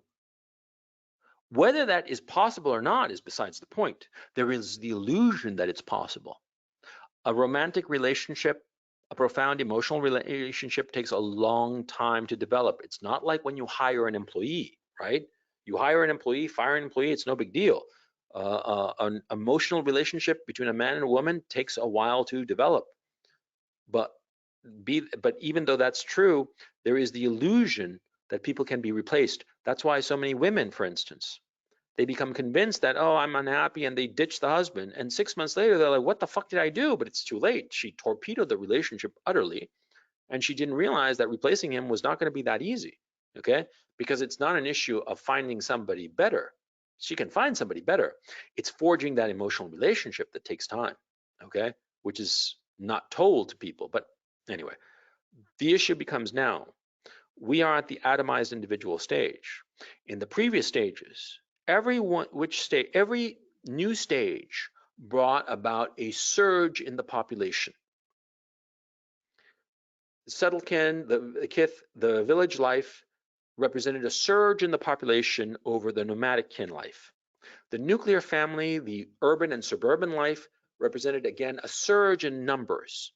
Because again, with more industrialization, more technology, especially medical technology, vaccines and childbirth technologies and whatnot, more children survived into adulthood. Like I said before, we're seeing this in Africa today, right? And that led to the atomized individual, but now the atomized individual birth rates are falling catastrophically. In Italy, it's each woman has 1.1 child, which is half what is replacement level. Replacement level is 2.2 children per woman. Yeah, and that's not happening in Italy or in other countries in Germany, in Europe, Germany specifically, but also all of Europe. Okay, all of the industrialized countries. That's why they're importing foreign populations to make up for their dwindling homegrown populations, because they become atomized, and that's what's going on. The sexual deregulation, yeah, has led to gross imbalances. Gross imbalances where you have the top tier men getting all the women, a kind of de facto polygamy. But it's a polygamy where they don't have to fight with the lesser men to maintain this polygamy. Rather, it's the lack of social constraint on women that leads to this de facto polygamy. It's the women who are just pursuing their sexual desire. And since they all want the best man, they all focus on the top 20% of men and ignore the bottom 80% of men. And so you have a certain segment of that group, say from percentile number 21 to number 50, that might sporadically get some sort of sexual relationship. And then the bottom 50%, half the male population, doesn't have any kind of romantic relationship whatsoever. The only relationship they have is with their right hand after dark. Horrible to admit, see? But this is how it happened. This is the point of this book. It's to explain the development that led inexorably from one to the next, and to where we are today. See? How we went from being hunter-gatherers, no different from any other primate, to living individual lives atomized from one another, completely floating atoms that have no way of coming together with other atoms as we float through this ether of our civilization. That is the most technologically advanced civilization in human history, and yet we are so lonely because we don't realize what's important in life and what we need. And the very thing that we need, reciprocity of need, it's been stripped away by technology. That's what's happened. See? And this is the argument of the book. Okay? Now, I've gone on for an hour and 50 minutes. Like I said, it was a fairly involved argument. I didn't talk about a lot of different things that are in this book that are already written. Yeah, and so in the interest of keeping this relatively short, I'm going to, now you can, now we can see this, what you call it, the questions, and I'm happy to take questions, and let me just check them. Hang on a second, sorry for being so frazzled, but it's a long presentation, and so I'm a little bit out of it. So let me just read the questions first, and I'll start picking the ones that are pretty good.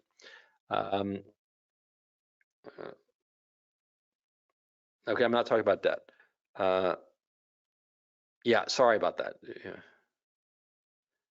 Oh, sorry. Yeah, I fixed it at 17 minutes. Okay, that's not that bad. Nomadic kin sounds a lot like gypsies. Yes, yes, they are similar. Like I said at the beginning, see, these are the different stages, but it doesn't mean that a previous stage is completely eradicated. For instance, today, we lived in what I call the atomized stage, right? The atomized individual stage, but there are lots of suburbs where you find nuclear families, right? And there are lots of small villages where you find a typical village life as you imagine it. Yeah, they exist. And like I said, there are today nomadic kin wandering around in Africa and South America and some places in Southeast Asia. Yeah. So it's not that it eradicates the previous stage. It just becomes the new stage overwhelmingly dominates. That's what's going on. Yeah, Mattis Slim Cool says, how can you pair bond with an atomized individual? That's the problem. You can't. That's the problem. I don't see how you can. No, time zones don't matter, Marty. Like, look at us now. You are in a different time zone, and we are having communication, instantaneous communication right now. So no, time zones don't matter.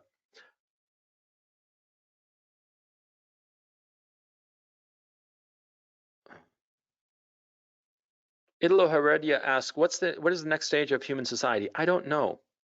Okay. Actually, I do know. This is the final stage. This is it, the atomized individual. And because of this atomized individual stage, we as a society will be wiped out.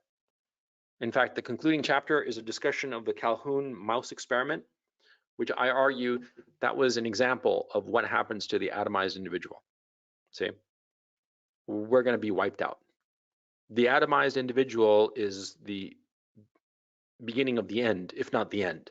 Okay, there is no stage after the atomized individual. Yeah. Mm.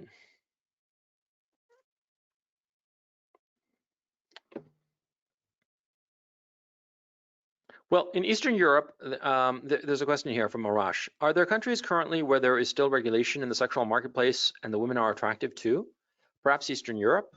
And by moving there, one can drastically improve their chances dating-wise? Well, my thinking insofar as Eastern Europe has modified. What I realize is that the women are more attractive there. They get better care of themselves because neither the state cannot support them. Okay. And because of that, they're looking for a man to support them. Okay. They're more attractive, and it's not that there is a regulation of the sexual marketplace. The women there self-regulate because they're looking for a high-quality man. Okay. And they recognize that a high-quality man is not going to put up with them being sluts. Okay. And so either they will be slutty on the down low, or they will be, not slutty. Okay. Either way, they will be attractive because you see, when the state has the possibility of taking care of the woman, then the woman has no incentive to look good. She blimps out and doesn't wear any makeup and wears lousy clothes and doesn't fix her hair. Yeah, because why else would she fix her hair and look all pretty and be slim if she doesn't need a guy to survive? See, that's the whole point. See, and that's why in the West, in the United States, for instance, you see all these fucking porkers. Yeah, these porkers with no makeup, nasty attitudes, horribly dressed or dressed in sweat clothes or whatnot, because they know that the state can take care of them. See? Yeah, that's what's going on. I don't know. Like I said, I think that this is the final stage. And so no further tech breakthrough will be necessary. Okay? This is it. Of course, there will be relatively minor technological breakthroughs, and people will say, "Oh, this is the biggest thing since whatever," but they're not. They're trivial. Okay? Because once you have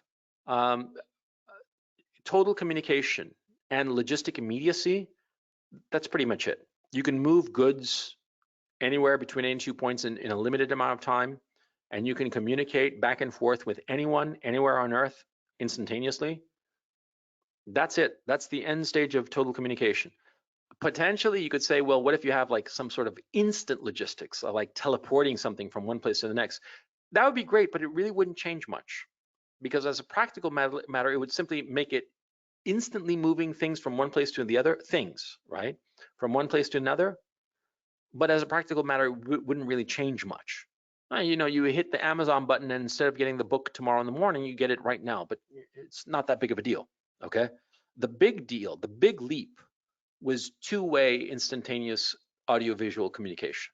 That's when that was the real big breakthrough, insofar as that kind of is concerned of the current state.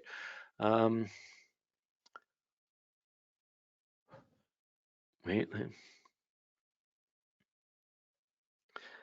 Let me read Arash's question. Do you foresee a future that with modernization, atomization, and the Western way of living being glamorized and idolized, where all countries' sexual marketplaces will pretty much be deregulated?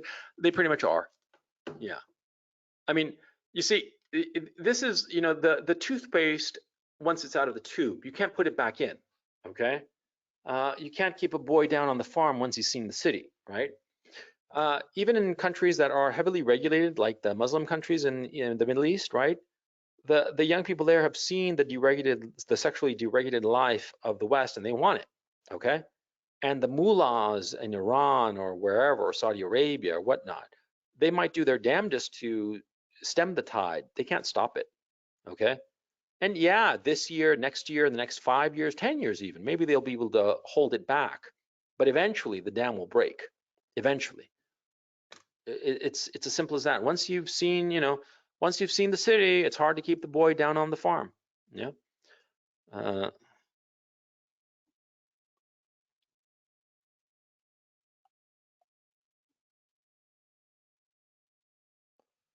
Okay, Chris Puckett has the following question. Considering we're in this atomized individual state, what do you suggest for a man in his 40s who is single and divorced? To remain atomized or seek the monogamous family situation again?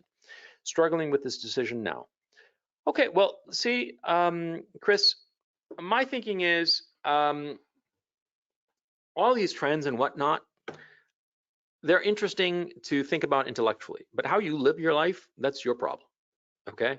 And you shouldn't be concerned about a trend, even if you're in the middle of that trend. It's good to understand what the trend is so as to navigate it, but don't think to yourself, oh, because I'm in this trend, there's no way for me to break out of it, okay? No. You can, by understanding trends that are going on around it, you might be able to navigate better. See, it's like, you know, when you know the currents of the ocean, you can navigate a ship better. See, and sometimes you have to go against those currents, but if you know where those currents are coming from and why, you'll be able to navigate against them more efficiently, okay? And not be tossed around so much. You see? Going with the current or going against it, if you know why it's coming and where it's coming from, then you can either take advantage of it to take you on your way or go directly against it more efficiently. See? Bill Semmett says, no community, no nation, a nation state on the internet? Basically, yes. Basically, yes. The idea of the one world, yeah. Yeah. Yeah. The new world order, that's just the one world, that's inevitable. The problem, of course, is that, see, the individual will be crushed by that state. It'll be kind of horrifying in that regard. Yeah. No, we will never go. Andrew CC asks, do you think we will go back to the settled kith stage in a modern setting? Not really. It might be ersatz versions of it. You know, people living in small towns and pretending that it's a community, but there's a lack of reciprocity of need, real reciprocity of need. Think of the following situation. Suppose, okay, because of like telecommuting and all the rest of it, that work remote and all that crap, that, you know, people start moving to small towns, okay? I was a couple of years ago in Knoxville, Tennessee. I really liked Knoxville. It's a lovely little town, you know, and Tennessee in general, I liked it. And so suppose I were to find some little town in Tennessee, suppose Knoxville, just for the sake of argument. And I moved to Knoxville, you know, because I'm working remotely. I don't need to be anywhere. And Knoxville seems like a cute little place, right? And I moved there, and a lot of other people moved there too. And we're all living together in our community there in Knoxville, right? Do we need each other? No, we do not. We do not need each other for our survival, for our mutual survival. We're just there, okay? Because it's a nice place for us to live.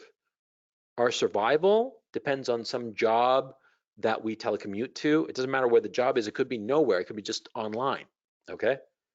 And because of that, see, we're just together in Knoxville just because we like the weather and the scenery and the town is nice. That's it. See? There's no reciprocity of need. Our survival does not depend on one another. Therefore, that kind of settled kith environment, it does not return. See? There's also the other issue is that, see, a lot of people would not want to return to that because it looks glamorous, or not glamorous, it looks comforting. But you got to understand too that when you're living in that kind of settled environment, you have to toe the line of that particular society so that they'll take care of you. See? And that's the cost. Everything comes with a cost. There are benefits to it, but there are costs. Okay? So yeah, think of it in those terms. Barack asks, so what's the solution to this problem, coach? Which problem? So be specific. I'll check you up, Barack, and answer that. What would you say is the solution to this problem? And how do you think the people at the bottom get that need of reciprocity fulfilled? Well, the obvious answer would be they stop being on the bottom and move to the top. Simple as that, see?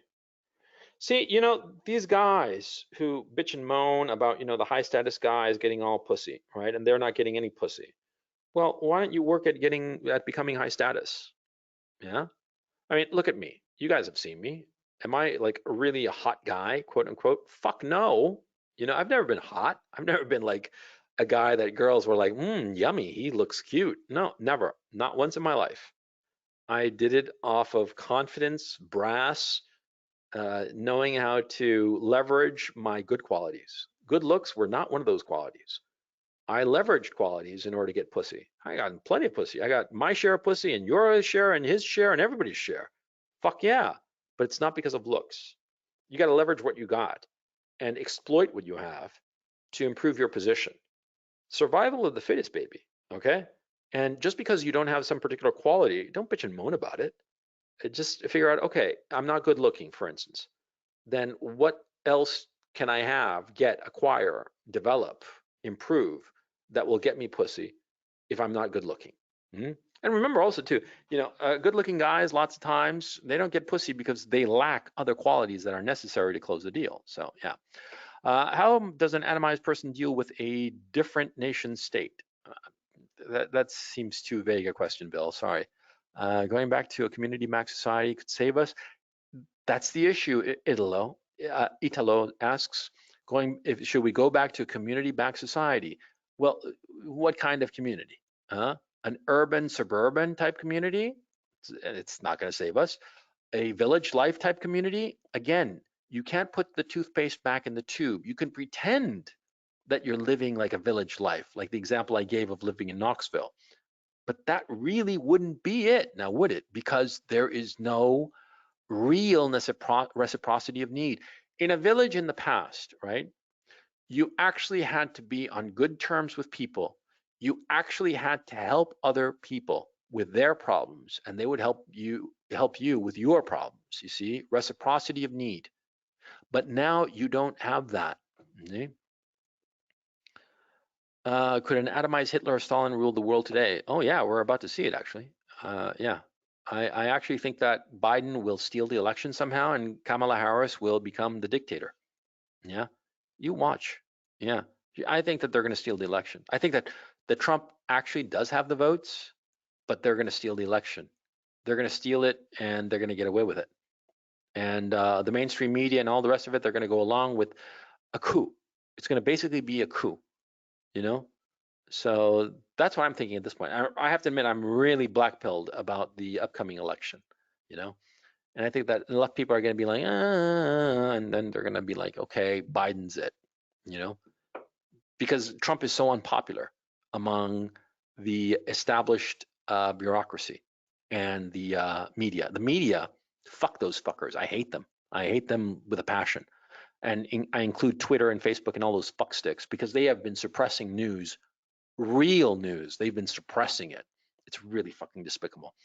Rami from Rotterdam. Hey, Rami, you're just a stone's throw away from me. I think I might do like a get together here in Amsterdam at some point in the not too distant future. Can one go from an atomized individual go to a nuclear family stage? No. It's not an individual going from one stage to the next.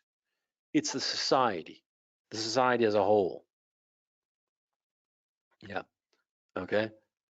You have to understand the argument. It's not an individualistic argument. It's an argument about the collective, our human society. Okay. Could this be cyclical? That's a good point, Gregory. Well, if there was like a complete civilizational collapse, sure. Yeah, sure. If there's a complete civilizational collapse, I'm talking Mad Max and the whole thing goes tits up, right? Sure. Next tech, VR. VR would be a distraction. Chris O asks this. By the way, Gregory Gibbs was the one who asked about could this be cyclical? Yeah, you know, Mad Max apocalyptic scenario returns us to the hunter-gatherer. Sure, that's possible. Okay. I personally think that what's going to happen is that lesser populations will overrun the Western democracies. You know, lesser populations meaning people from the Middle East and Africa who don't have the cultural wherewithal to maintain our civilization, and that our civilization will decay into like the equivalent of the Middle Ages. It happened before in Rome, by the way. Okay, Rome, what happened? The Italians in Rome, they built this incredible civilization, and they were overrun by all these people that came in from the Middle East and Africa, and it decayed. It decayed and collapsed. And we had the Middle Ages after that. Yeah, that's what's going to happen again. It's happening. We're seeing it. Look at Germany. Look at France. Look at Great Britain. Look at Spain and Italy. Yeah.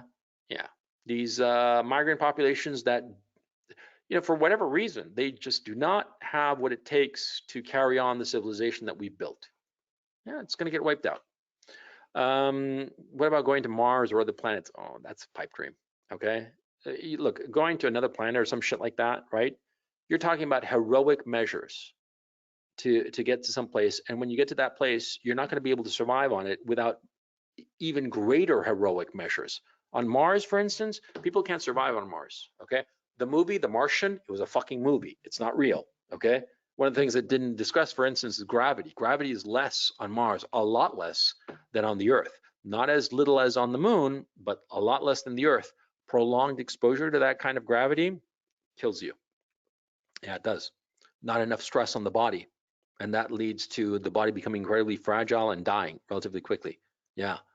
And the other thing too is that cosmic radiation on Mars also kills you. Okay. So yeah, you're going to get tumors the size of, you know, baseballs on your brain in short order because of the cosmic radiation, because there's no Van Allen belt on Mars, okay, or on most other planets. That's one of the things that makes the Earth so unique. The Van Allen belt, the magnetic belt that protects the Earth from cosmic radiation, which is because of the iron core of the planet, which is unusual. See, so yeah, and going to another planet, that's a pipe dream. It's fun to, you know, daydream about it and write science fiction novels and science fiction movies about it, but it's not real. Why do feminists, etc., resist accepting, admitting your argument? Well, because it makes it clear that feminism is so much bullshit. Yeah, that's why they refuse to accept it, Chris. Good question. Rami from Rotterdam. I've seen quite a few people of my age around me settling, starting businesses, having families, etc. Well, good. You should do the same. What makes someone high status when they're a college student? They're THY apostrophe RE. Why, Charles? Well, usually in that case, you're high status when you have money from your parents. Okay, that's the only reason that you'd be high status in college. Money from your parents and you're good looking. Yeah, and personable, cool, quote unquote. It's basically high school, which is kind of pathetic. Okay, but it's prolonging adolescence. But let me go back to the argument here. Idolo Heredia says, what if we turn everyone into an Amish way of life? Well, my thinking is to turn back the clock, we would have to eliminate the welfare state and force people to go back to an Amish kind of life. As a practical matter, that will never happen. Okay?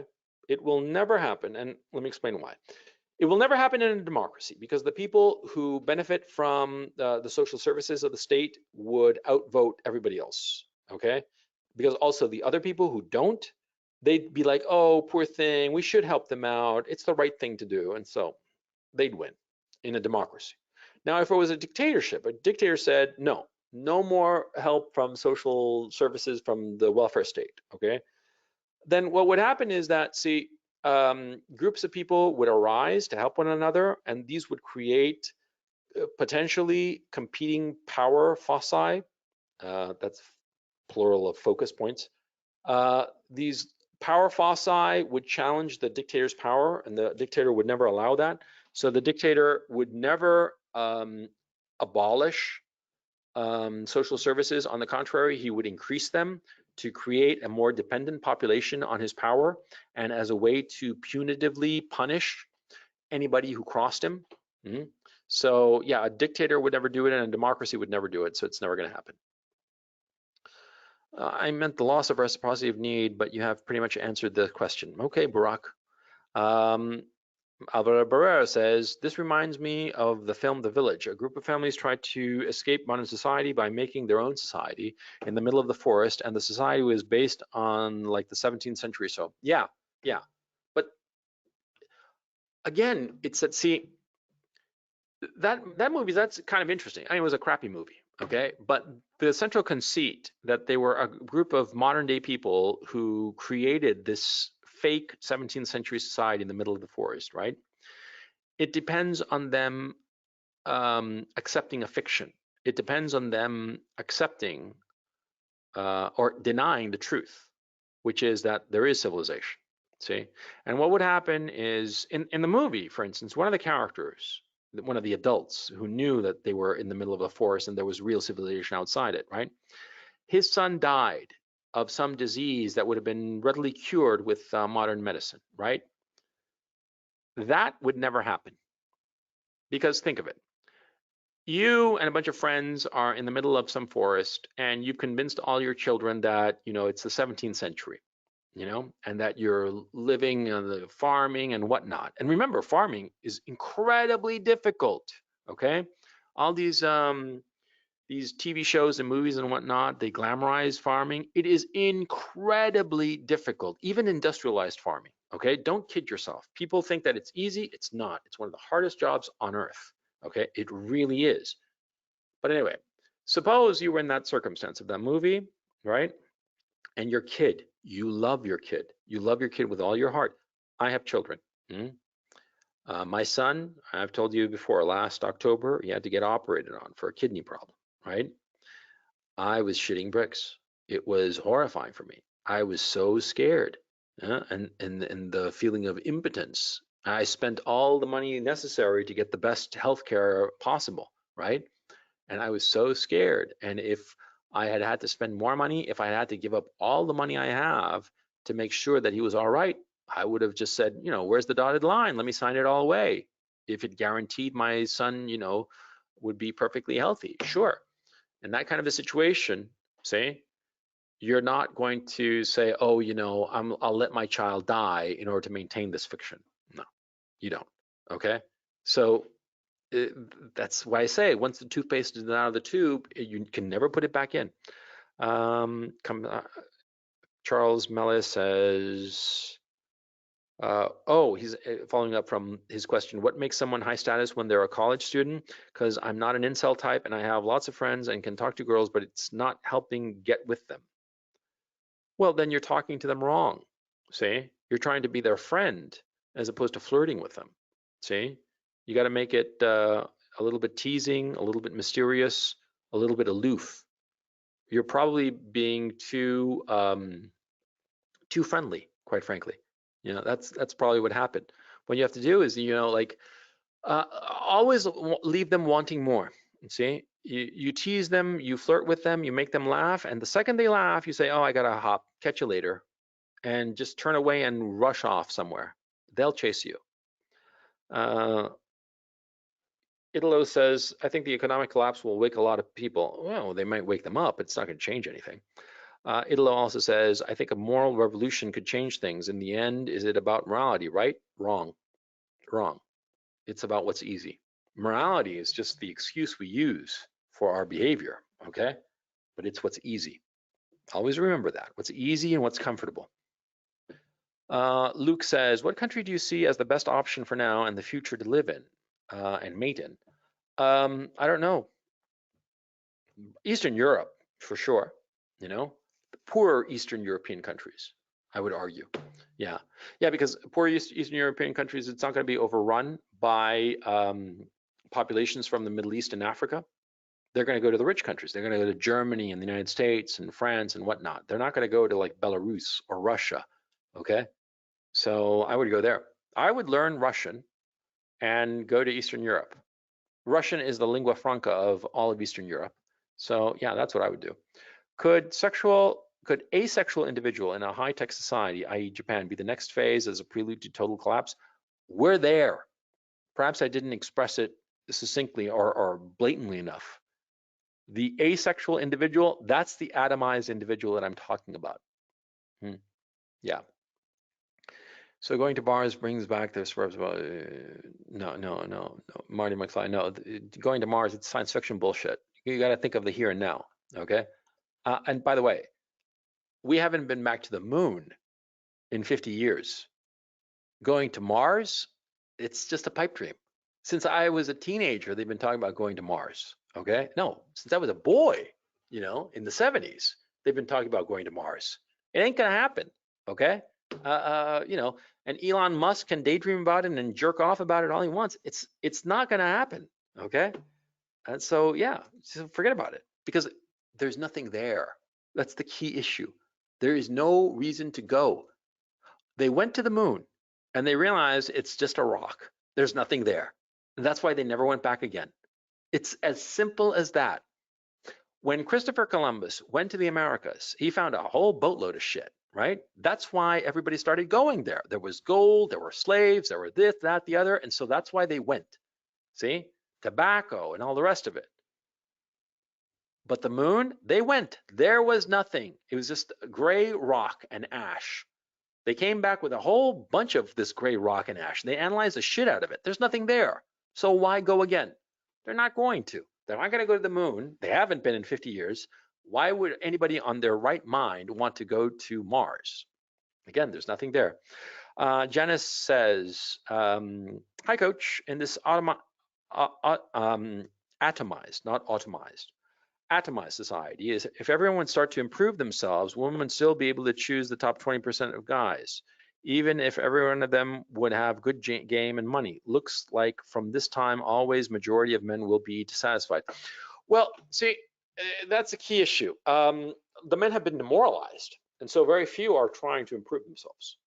That's one of the things that, you know, guys in the bottom 80% don't seem to realize, okay? See, you're absolutely right. If all the guys at the bottom, if all guys tried to improve themselves, right, then the 20% at the top would just get better, you know, higher up, but the bottom 80% would still be sexually disenfranchised. But what's happened is that, see, it's actually subtler than that. What's going on is that of the bottom 80%, they're becoming demoralized. And so it's actually easy to break out of that bottom 80% and join the top 20%. It's very easy, actually, okay? Because the guys are so demoralized. See, they're not doing anything. They're just jerking off and playing video games and watching porn.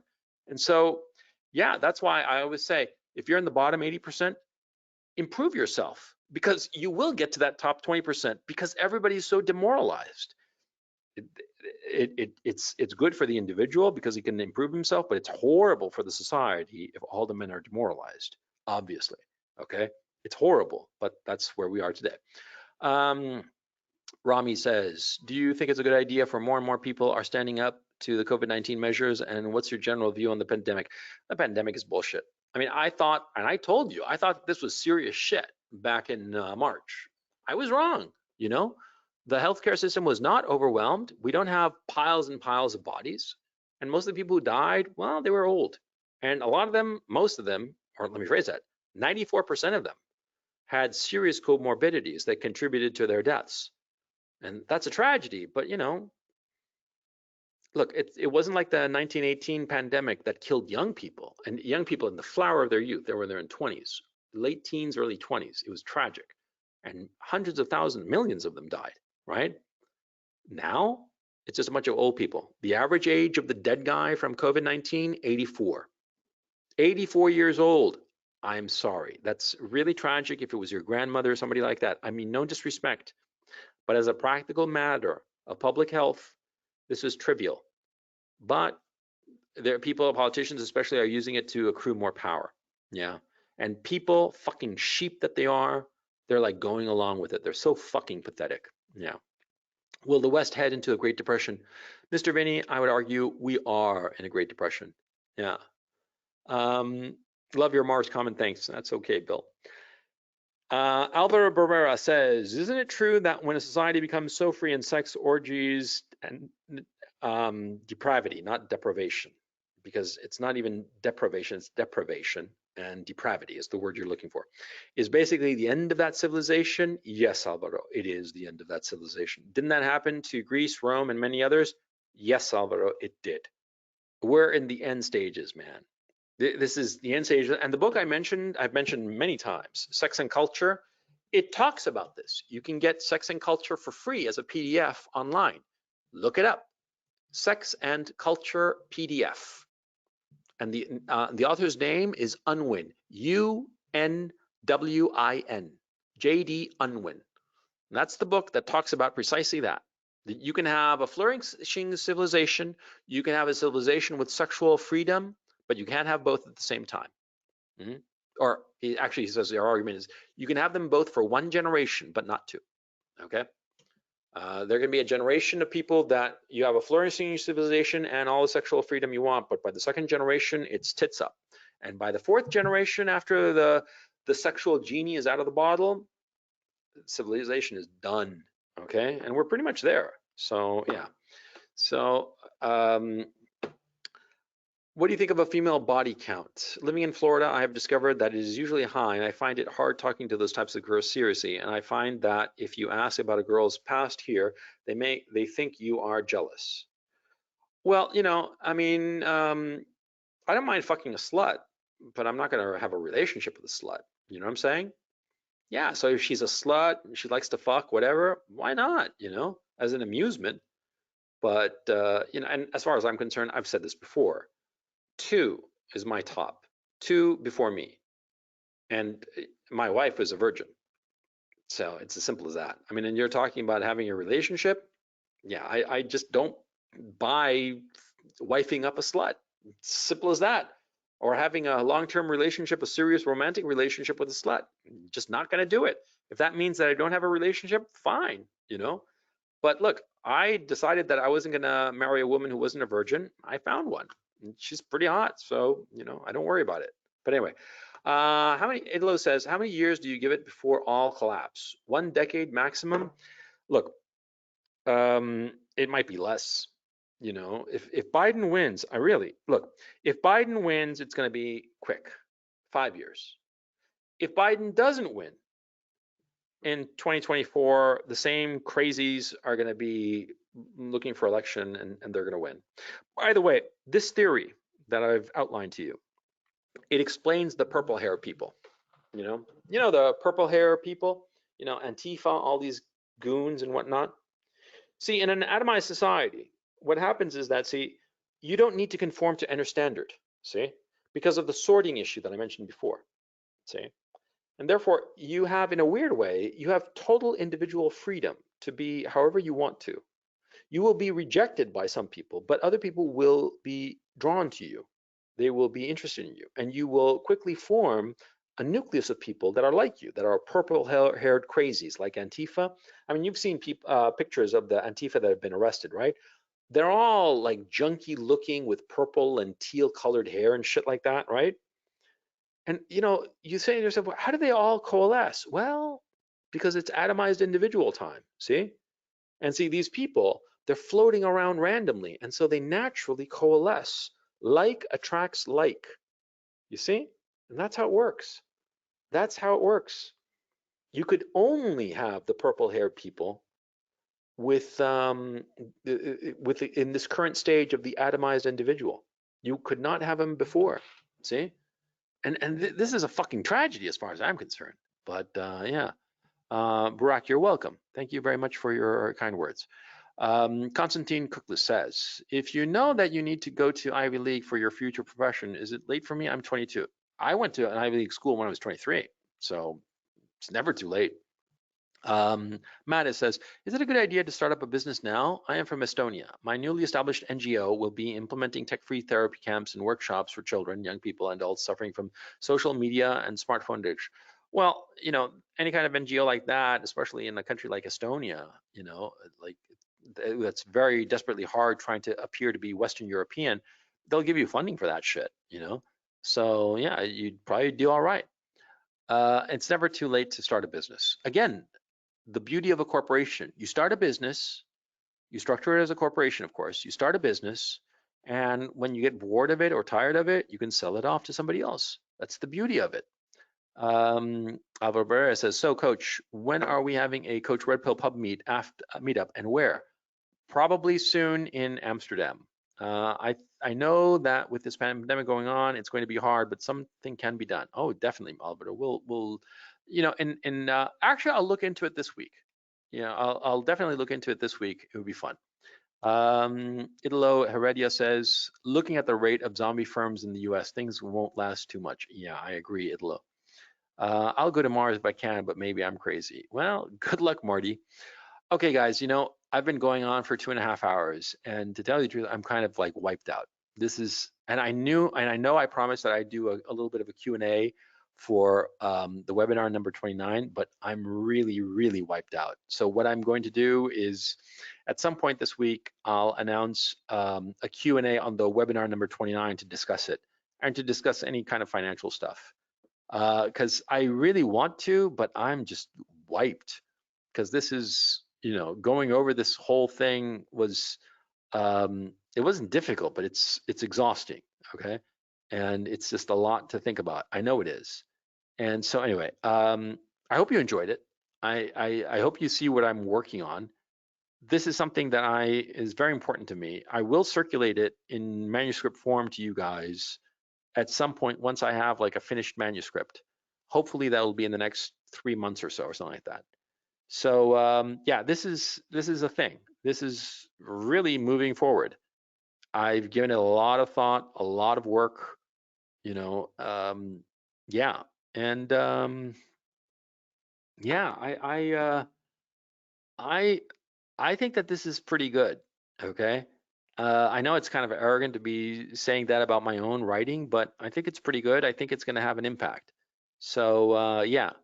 And I'm very much going to circulate it and try to get your opinion about it, because I very much appreciate your opinion, you know, and I hope that you'll be straight and honest with me as to what you like, what you don't like, and what you think is crap and what you think is on point. So yeah. And by the way, I'd really appreciate it if you're listening to this now or listening to this recording later, that in the comments you go and discuss in as much length as you want what you liked, what you disliked, what you didn't agree with, what you did agree with. Any and all comments, criticisms, suggestions are greatly appreciated. So please do not hesitate. Put as much as you want in the comment section underneath this webinar in the recording part, right? Because I really want to get your input. So yeah, and I'll take it into advisement, and I'll try to answer any coherent question that you might have in regard to this argument. So yeah. So anyway, it's been great talking to you guys. I hope you enjoyed this show, and I will catch you next time. Oh, and by the way, the video that is coming up, I actually did it this morning. The video, and let me find it real quick. Hang on, because I want to get the title right. You know, oops. Wait. Here it is, scheduled, and it is called, the exact title. Yeah, it's so easy, I forgot it. How to have a good marriage. I talk about that in some detail How to Have a Good Marriage. It's the video that's recorded and it will appear on Wednesday. So I think that you guys are going to enjoy it. So yeah, I go into some detail and it's simple. Like all good advice, it's simple but subtle. And yeah, so check it out. It'll come out on Wednesday around noon Eastern Standard Time. So anyway, great talking to you guys. I thank you so much for listening, and I will catch you next time.